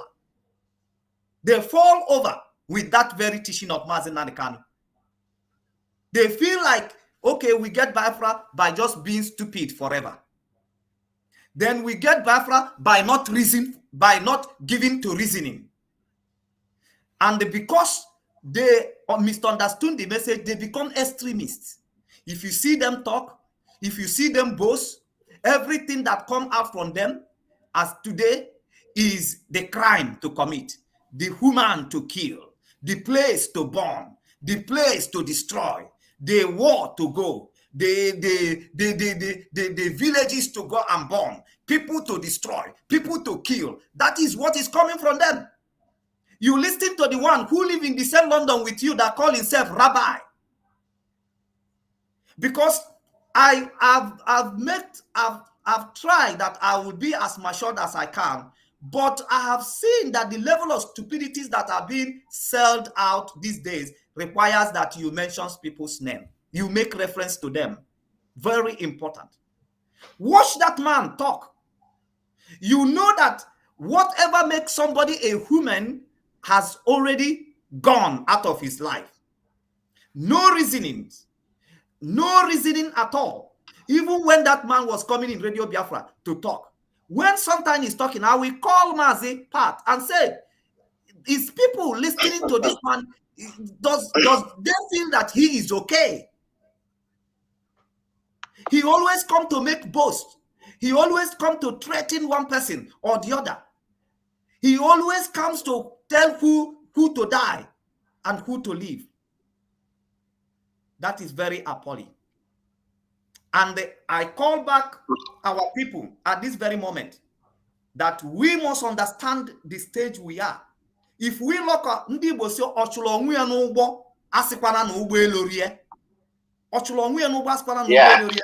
we have a very big opportunity and we must grab it.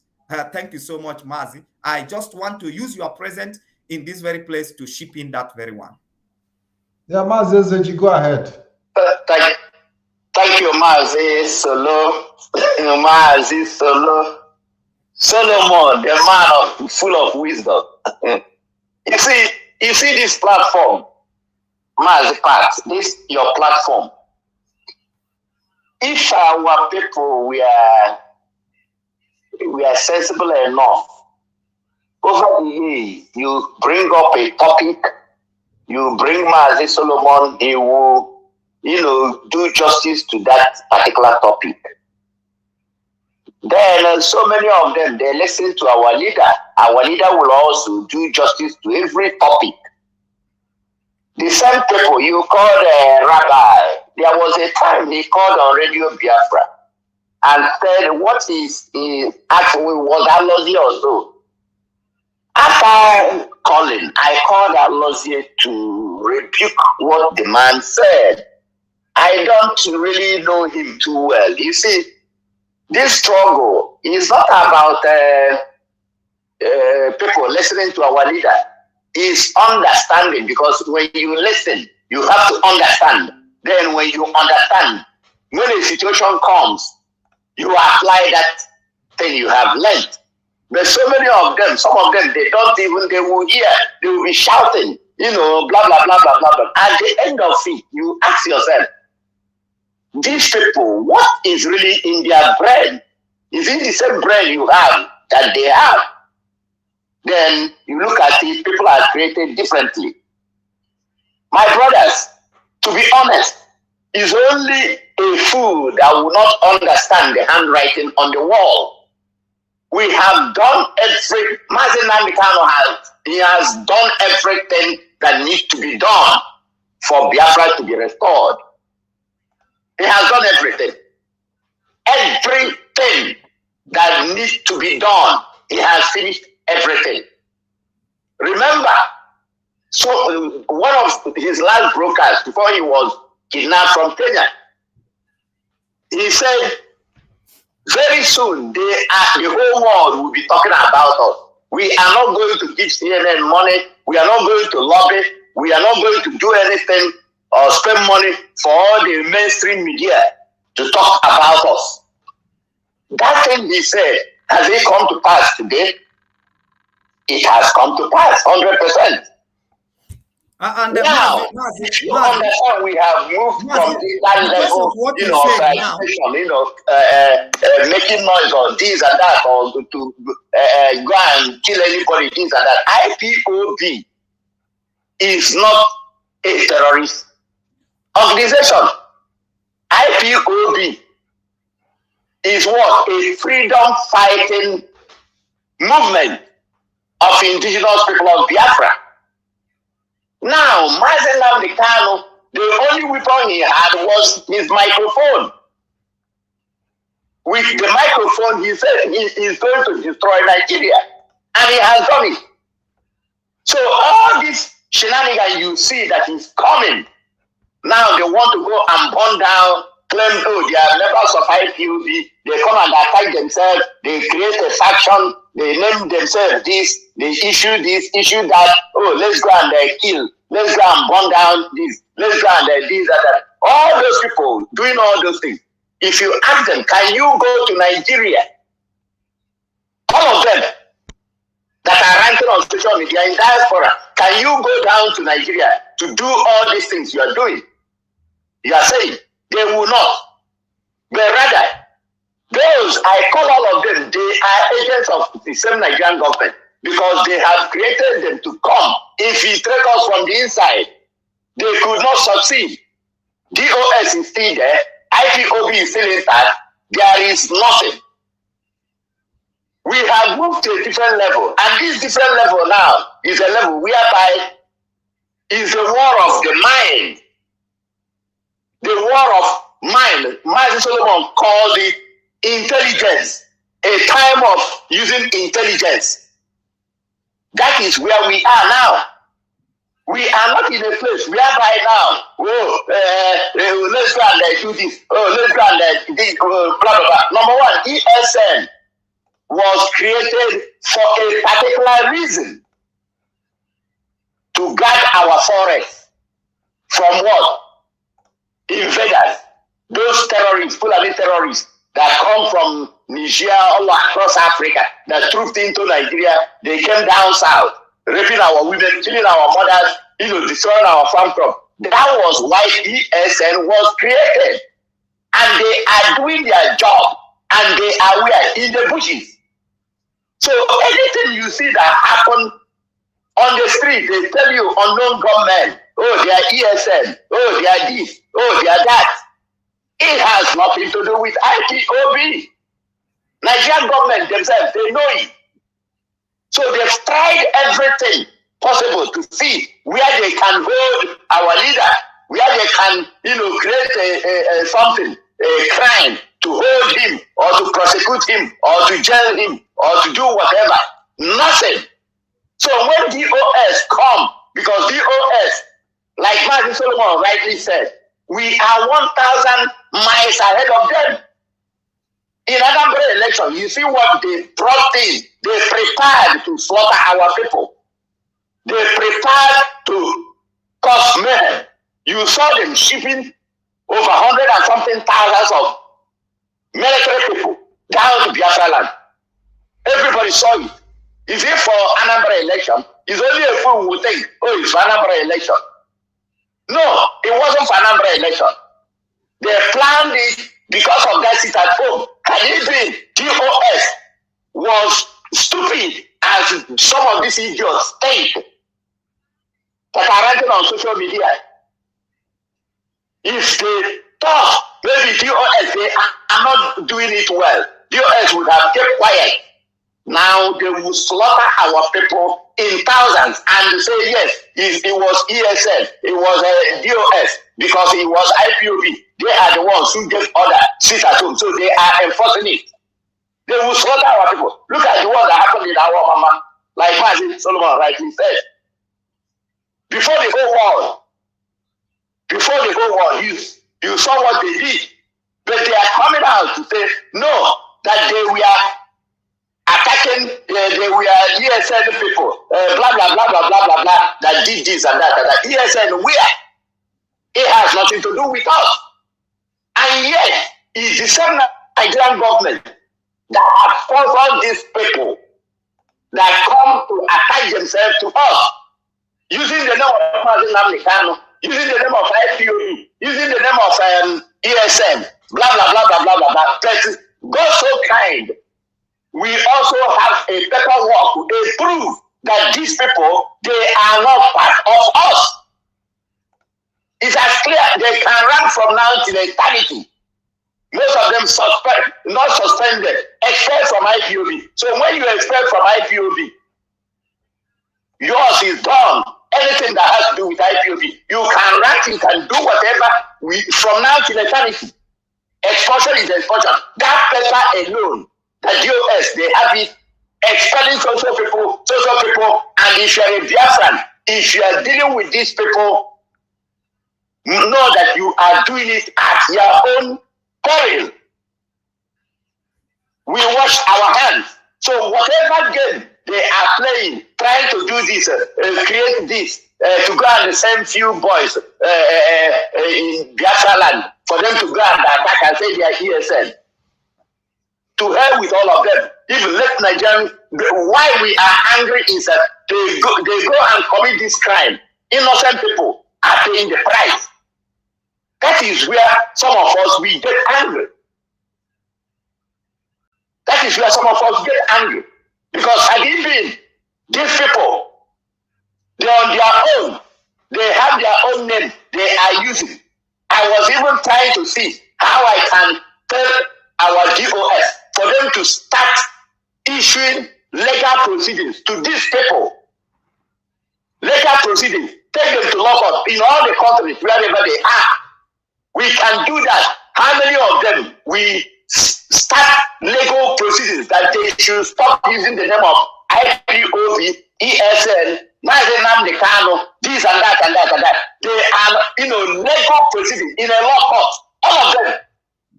All of them, wherever they live on earth. We know them, those ones that are dragging them. These are people that stay for IPOB. So once you expel, you have no business using our name. Yeah, you have no business talking about it. Mazezeji, Solomon want to say something that will be able to I want to chip in, so it can be interesting in what we are discussing here. And what I want to chip is that anybody who tells you that going around killing security agencies in Nigeria is a part of fighting for Biafra is a lie. It is 100% lie. When you go out, kill security operators of Nigeria who is occupying our land right now, you just invite trouble to your village and communities. I just want to use this media to shift it to people. Because if you want to fight for Biafra, declare Biafra and defend her borders. First of all, stop every operations of the government of Nigeria, starting from the governors, local government chairman, local government offices must be shut down. You cannot be killing state security operators of Nigerians around the state where you still have the governor in charge, where you still have the agent of Nigeria being in charge of that state, like Hope Uzodinma. First thing you do is to declare the territory of Biafra and defend her border. And how do you do that? Shut down every Nigerian activities. Shut it down. The state government, the governor should not be in the office. Why you are fighting? Why are you fighting? Where are you fighting? Why they are still in charge of your state? They are still in charge of your resources. They are still in charge of your territory. And the whole Uzodinma is saying what is happening. And you said you are fighting for Biafra just by coming to kill one policeman or coming to kill one army. That is not fighting for Biafra. You must stop the government of Nigeria, the operation of government of Nigeria in Biafran territory. You must. The office of governors, you must abolish it and take charge. The office of the local government chairman, the office of all the Nigerian representatives, you must stop it. They must not be the one giving order. So that when you see their agencies, their security agencies, then you know that they are alien. But they are still, their judicial system is working the leadership of their gubernatorial, the governors are standing, still leading, still giving order, still in charge of everything. And then you said you are coming to kill. No, if you want to address the issue like Mazi Nnamdi Kanu was addressing before, concerning the checkpoints where they are starting money from, you address that you don't want this thing that the militaries are doing, you are protesting against it, that this is not like people who did NSAS. They came out, they said, because of the atrocity of NSAS, we want to end SARS. You know exactly what we are focusing. How can you be going to village, killing security operatives, and in the name that you are fighting for Biafra? Or somebody will tell you contribute money. We are going to kill 500 of them. Okay, if you kill 500 of them, does it give you Biafra while the governors are still in charge of the state? While the Nigerian government are still in charge of their territory. Their governors are the one giving you order. Their local government chairman are the one giving you order.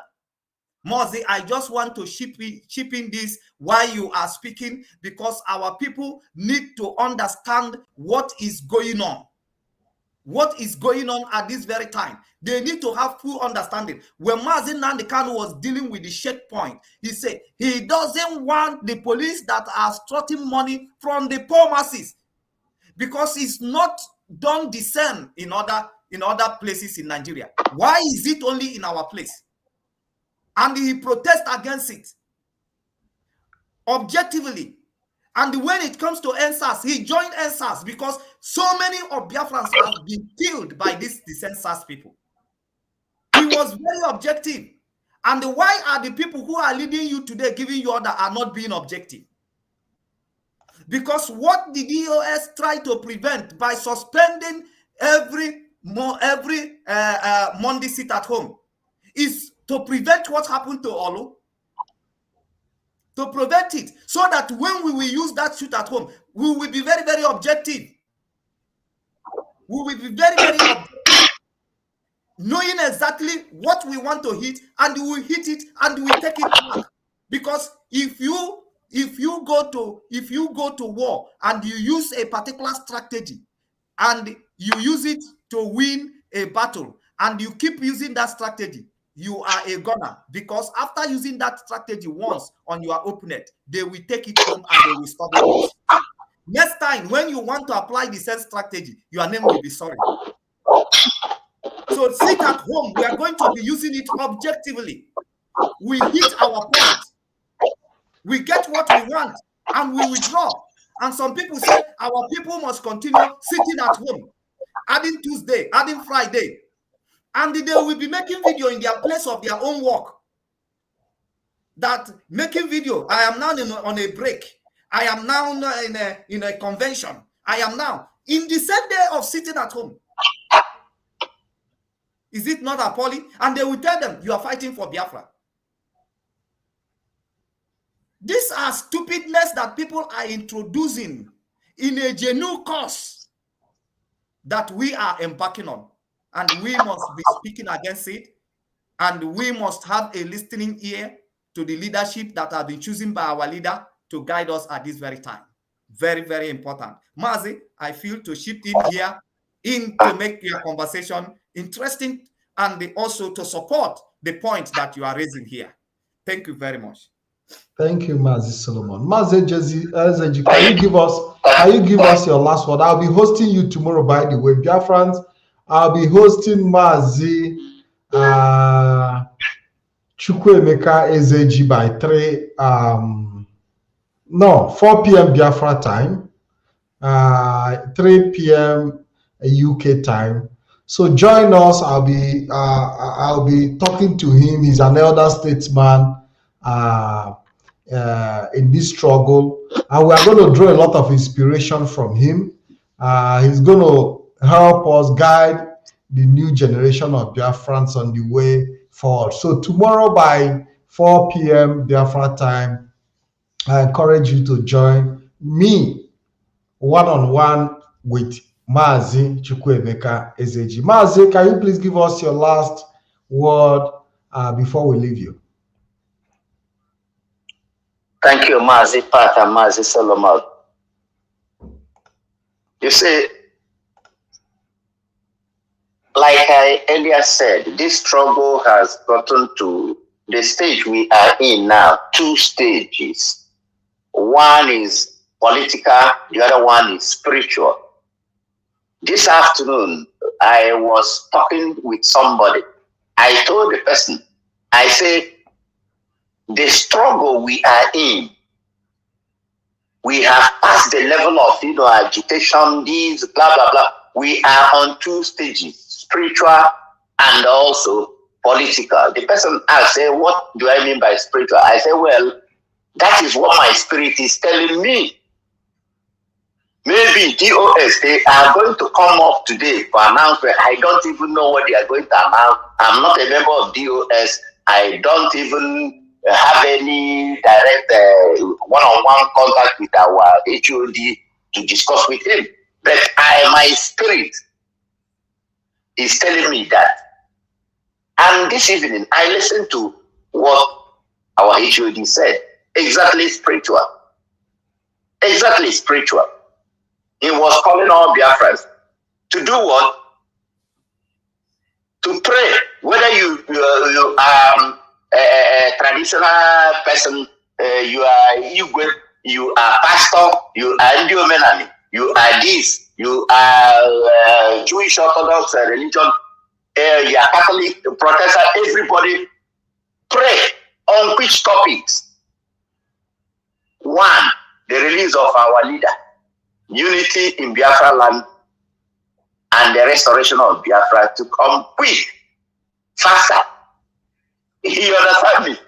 So that is from the throne of God. He spoke today. But you see some of all these chaff, I call them chaff. They are shouting, oh, let's go, this and that, as if you tell them, what can you do to get our leader out of that DSS? They have no solution. They have nothing. Rather, they are doing the deed of Nigerian government that sent them. I want you people to... Mazi, they have changed the name from Biafra, or they have changed the name this evening. They said that the Biafra is a slave name. But we'll be talking about that tomorrow when I you see, those are... I call them chaffs. They are inconsequential people, but they are doing the bidding of Nigerian government. They were sent to destroy this noble family. They tried everything, they could not succeed. So what did they do?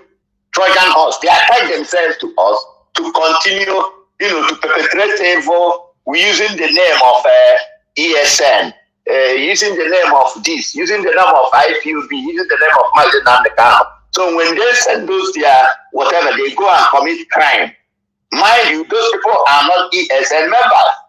Those people, they bribe, they send money, few of them in Biafra land, that will go and start attacking the military, attack police or kill army.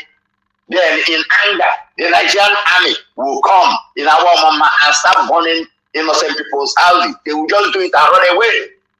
Now they will come and burn the whole place. For them to do what? To tag it that it was ESN that is under the leadership of Mazi Nnamdi Kanu and IPUB. While it is not, we have to understand the way these people operate. We have to understand it. And once you understand it, and I thank God that our HOD, they are, my goodness, I don't know how to describe it. They are wonderful, they are excellent, they are superb in wisdom, in knowledge, in understanding. This is a chess game. You have to know how to play it. If you don't know how to play it, our leaders are in their custody. They will create this crime and put it on the head of our leader and say, oh, it's the ESN he created that are killing Nigerian army. It's the ESN that is burning houses or doing this and doing that. No, it is not ESN that was created by IPOB. What did HOD say? He said, ESN operatives, go back to your base. And where is their base? In the bushes.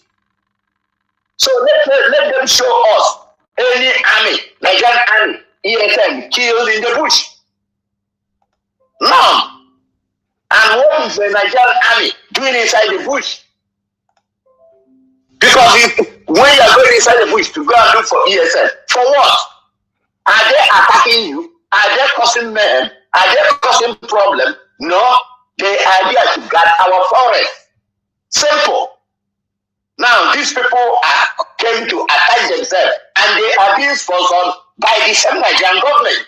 You have to understand, to be deeply rooted, have deeper understanding, critical analysis of things, and the interpretation of things, to understand the game they are playing. The game they are playing, we are 1,000 miles ahead of them, no matter how dirty they bring it. There is no member of IPOB that has been prosecuted in any Nigerian law. So why? What do they have to prosecute our leader? Absolutely nothing.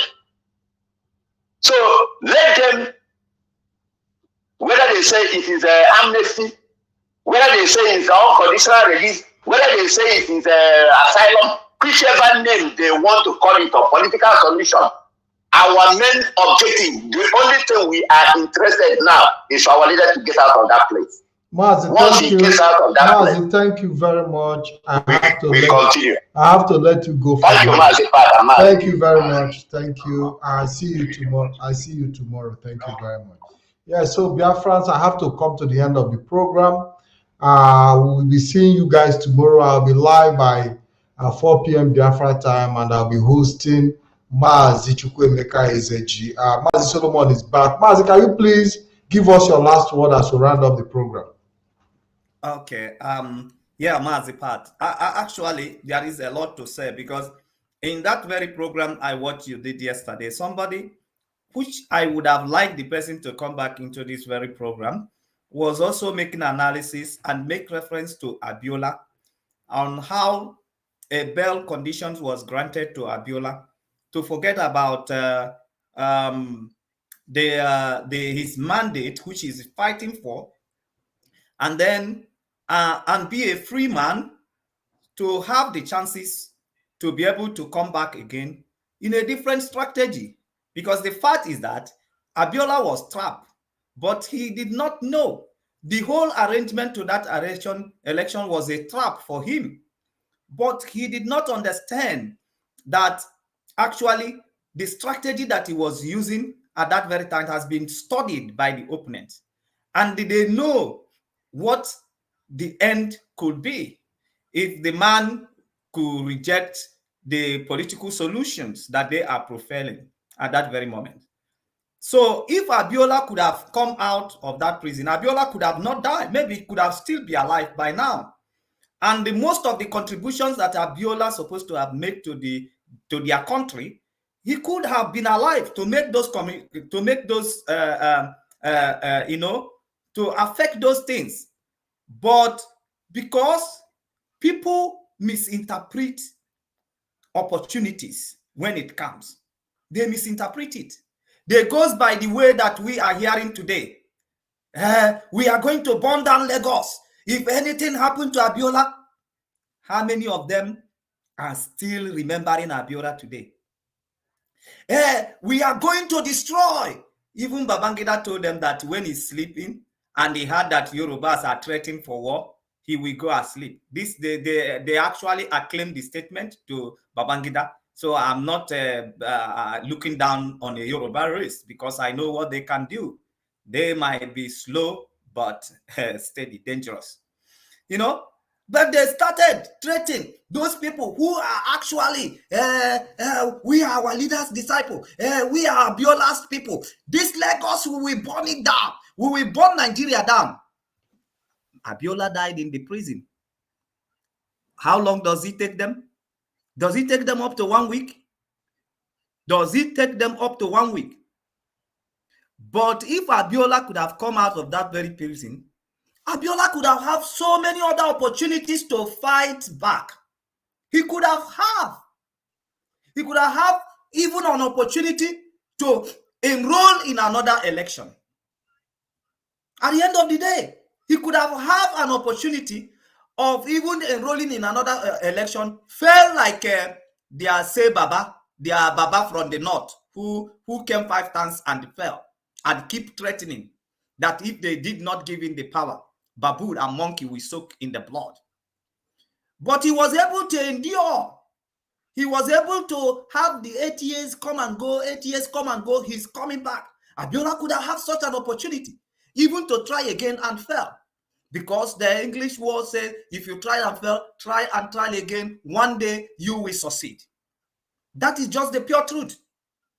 But the fact I want to bring out is that those people who said that they will burn down Lagos, they will burn down Nigeria, if anything happened to Abiola, they killed Abiola in the prison.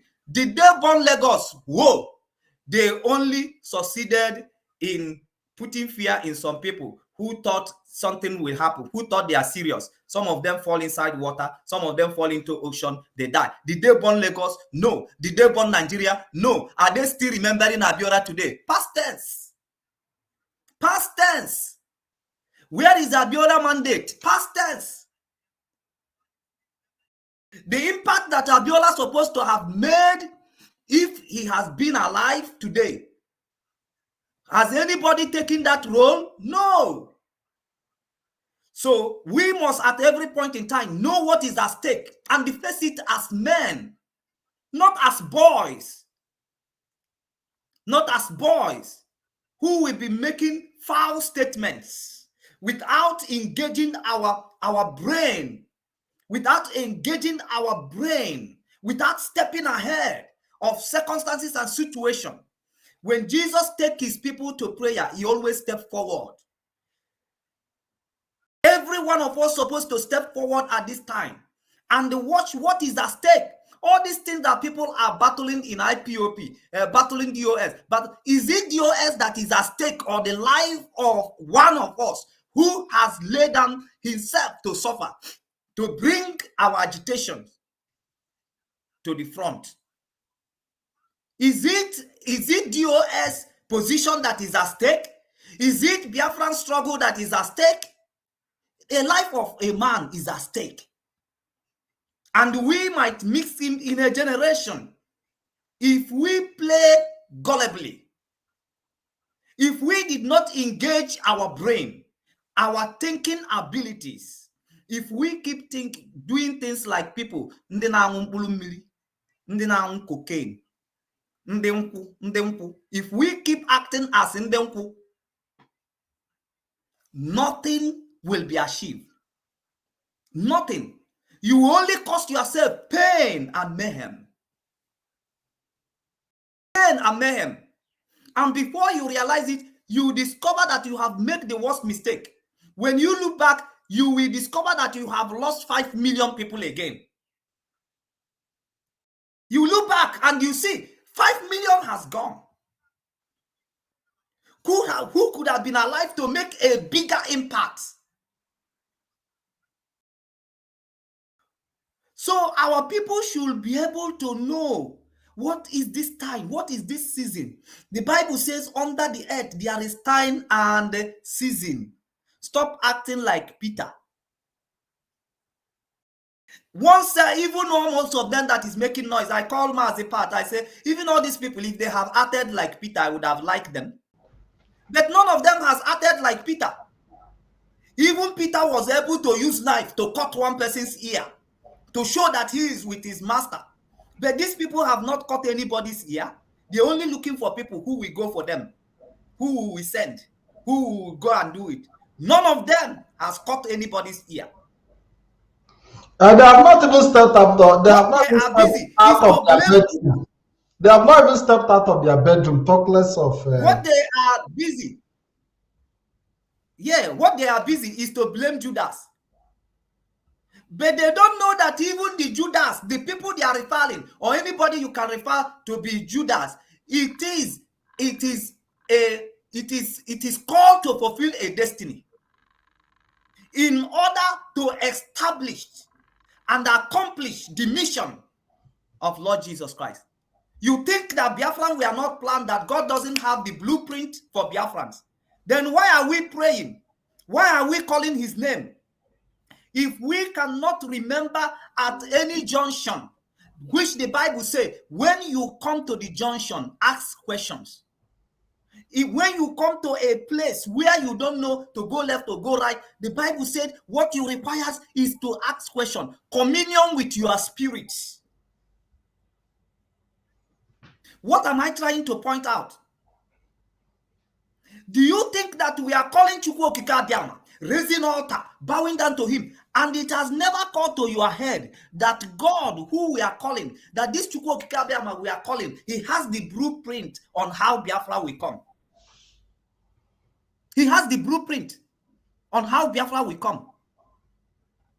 He can push anybody to prison. He can push anybody to the hand of Nigerian government in order to bring his purpose to come to pass.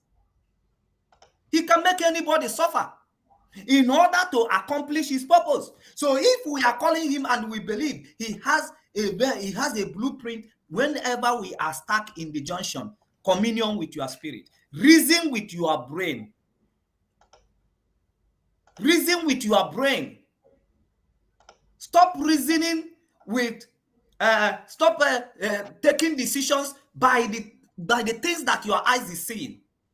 Reason with your brain, communion with your spirit, and you will receive a direction, and you will receive a truth, and the God will give you his grace, which is number one, the calmness of the spirit in the midst of obstacle.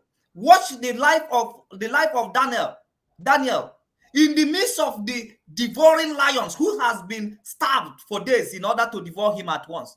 He was calm. In the presence of obstacle, if you are panicking, God, that is the sign that God is not with you.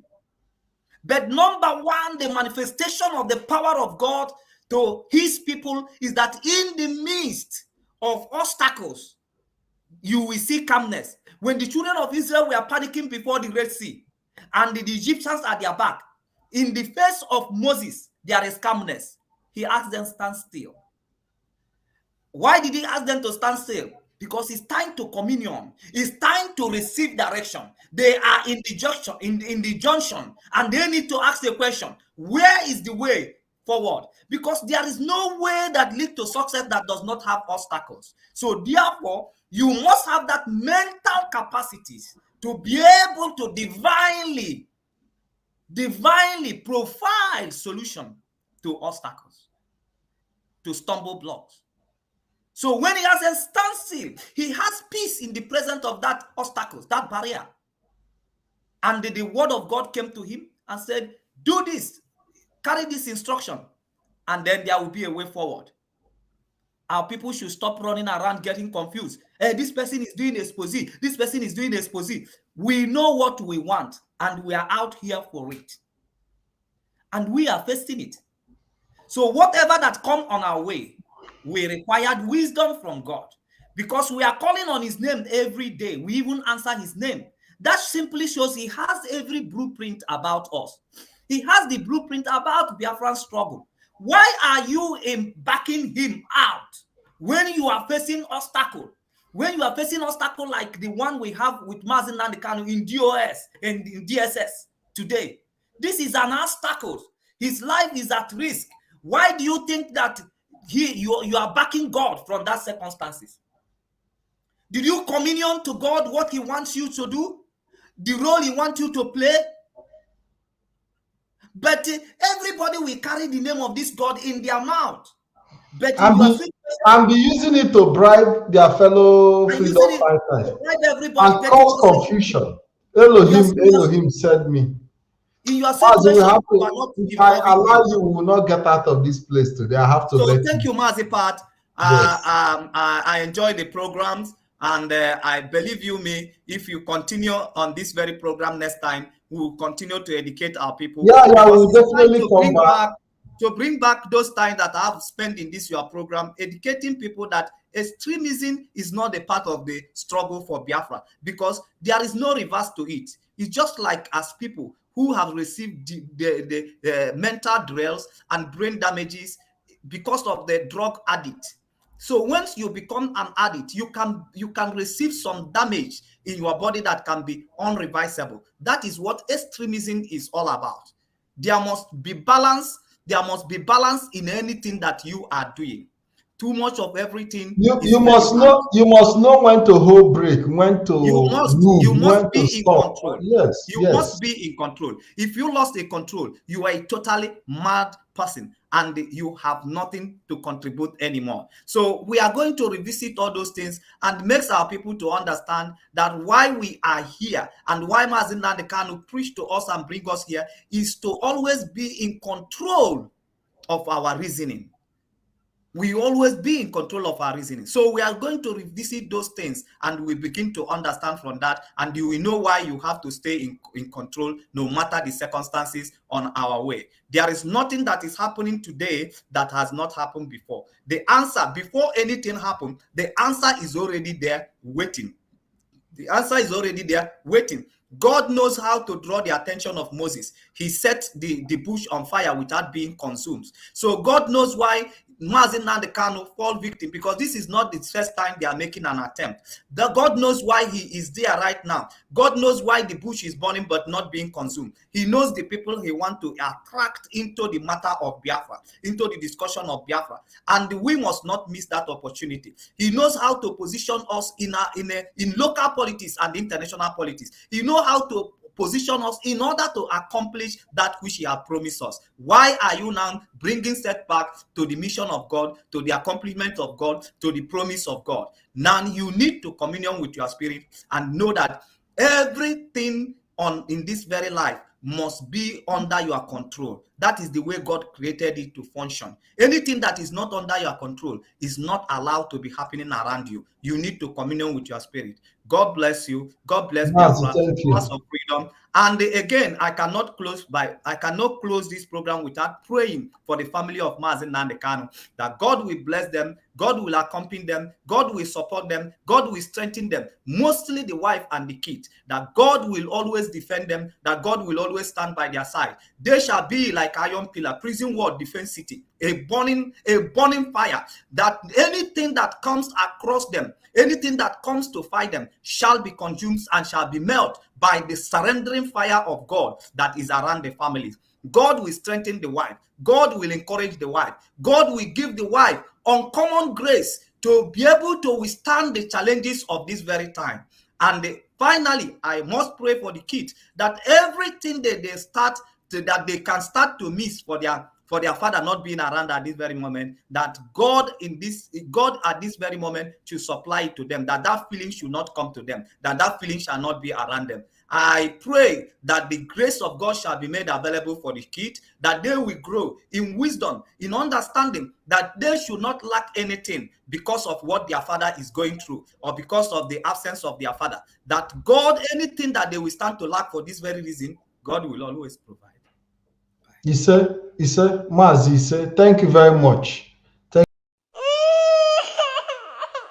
Until we see you tomorrow, I want to say good night and have a wonderful evening.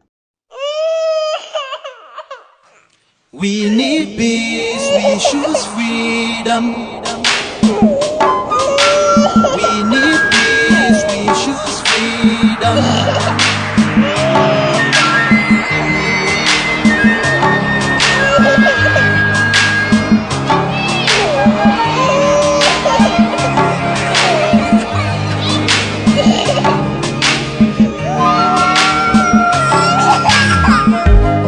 There was a nation living in peace and unity. Yeah. There are people with love and harmony. Oh, yeah. They saw greatness rise up to its purity. With another people of different culture, a different heritage, bias and oppressive.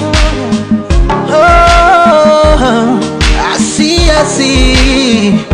A nation from trigger of Africa, rising with strength and might and power. In due time, nobody gonna praise us. Rather, you all gonna embrace her. With your flag, with your flag, with your flag, with your flag. Oh yeah. Let the tears of our mothers who lost their children be heard. Let the blood of our heroes Speak from now till forever. Let the whole wide world know Biafra is our home. Oh yeah, Biafra is our home. Oh, it's my home. Yeah, Biafra is our home. I reminisce way back 1967. Death toll on the blood, couldn't count them even. Mama screaming, child squealing, pops on the ground. 2.5 years, over 3 million's gone. Why? Cause we asked for our freedom, and we're going back to our sovereign kingdom. They shut us down when we cried, the world said nothing. Sitting back in the crib, watching our suffering. Should I talk about the planes dropping shells like rain? Suka had the first taste of a hero's blood. Abagana Zobuni wave was stronger than flood, but the juke is too strong and fought them off on the chart. Thought the bloodshed's gone, then it came again. 216 and the massacre, it started again. So bloody now, I couldn't cry tears. Blood dripping down my eyes, water in my vein. We died trying to fight the cause and we're trying to break him. It's our freedom, but the world was against us. Wave your flag over Africa. Welcome people of Biafra. Wave your flag over all the world. See those people of Zion is here. It is a nation that the Lord has chosen for the people of Zion. It is a nation that the Lord